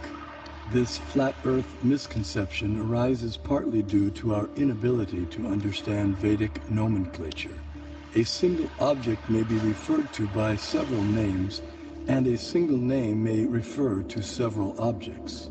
For example, the term Earth may be used to describe at least 6 different aspects of cosmology. The Earth we live on is indeed a globe as explained by the Sanskrit word parimandale, meaning spherical, used in the Mahabharata text. The flat disk refers to the greater earthly planetary system of Bhumandala. 4 elephants of inestimable size are placed at the 4 directions for balancing the greater earth. So it is like that. Okay, I think one slide. So till now what we saw is all about Bhumandala. The outer thick line is the universal shell. In between the thin line and thick line is the free space. This is Aloka Varsha. This is Lokaloka mountain. This is Parna Bhumi. This is 7 oceans. In this circle is magnified here. The 7th ocean, 7th Deepa, 6th ocean, 6th Deepa, 5th ocean, 5th Deepa, like that. This inner portion is further magnified. 2nd ocean, 2nd Deepa, 1st ocean, 1st Deepa. The white one is Jammu Deepa. And in these Deepas, here 1 mountain, here 7 mountains, here 9 mountains, etc. This Jammu Deepa is here. This is Jammu Deepa, 9 mountains, 9 Varshas, and this is Bharata Varsha, 9 Kandas, and 9th Kanda is Bharata Kanda. So these are all various things that we have discussed from Bhumandala. Yes. If some devotees have some questions, we'll take and then we'll close for today. Hare Krishna. Hare Krishna, Prabhuji. Yes, Mataji. Prabhuji, the 4 elephants you mentioned, they balance the Bhumandal. So are they just monument-like or they are alive? They're alive, they're alive, they are there. They're physically there. They live in that area? Yes, they live in that area. Okay. Or they just stand in one place like a statue? No, not statue. They are alive actually. Okay. They are personally standing there and they're balancing. How can a statue can balance something? They are living entities. Okay. And you mentioned that sometimes they don't do their duty. When there is a need for a pralaya, when there is a time of pralaya, when the Bhumandala is supposed to fall down, then they give up the service. Okay. So that the Bhumandala can fall into Garbhada Kosha, going out of balance. Okay. Yes, thank you. What are these mountains made of? Loka mountain, Manasutra mountain? Are they like mountains that we see around us or it's something else? No, we can't see them. Why we can't see them will be discussed in one of the future classes, but they're all there at a far distant. We can't see. They are very, very huge mountains. See, the earth which is familiar to us is very small, a small tiny portion in the big earth. As we just know, Sana, the Jammu Deepa, if you see, this is the entire Bhumandala. Na? See how big is the Bhumandala. In that big Bhumandala, how tiny is the earth globe on which we are residing. So this is the entire Bhumandala. This is drawn to the scale, this entire thing. In this entire Bhumandala, this is a tiny portion. From here to here it is 500. Here to here is 50. This is only 10% portion. And this 10% portion is further expanded here. So you see, how big is this? From here to here it is 50 million yojanas. And this is Jambu Deepa. It is only 1 lakh yojanas, that means 0.1 million yojanas. Within that 0.1 million yojanas, there are 9 varshas. And 1 varsha is 9,000 yojanas. In that there are 9 divisions. Our Prithvi is only 1,000 yojanas. This is 1,000 yojanas and this is 500 million yojanas. What is the ratio? 1,000 is to 500 million. How much is the ratio?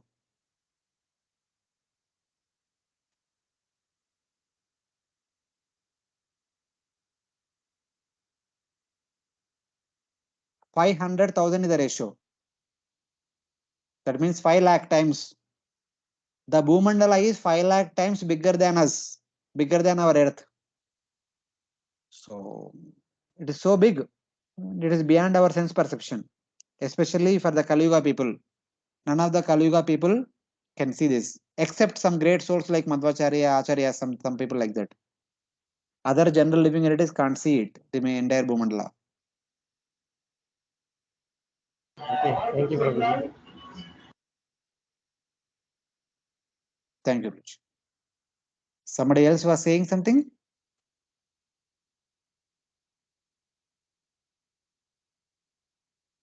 Hare Krishna, Prabhuji.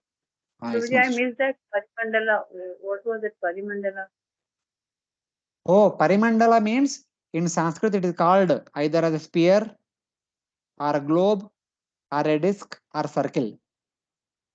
Okay. In Mahabharata, the shloka calls Bharatakanda as Parimandala. It looks like Parimandala.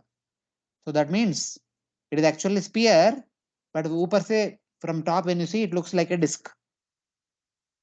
Okay. So the meaning is given to it as spherical. Spherical. That's why our earth is globe kind of structure. So like that. Thank you. Other devotees, do you have any questions? So if there are no questions, we'll stop here for today. ग्रंथरा Shrimad Bhagavatam की जय, श्रील प्रभुपाद की जय, अनंत कोटि वैष्णव भक्तवृंद की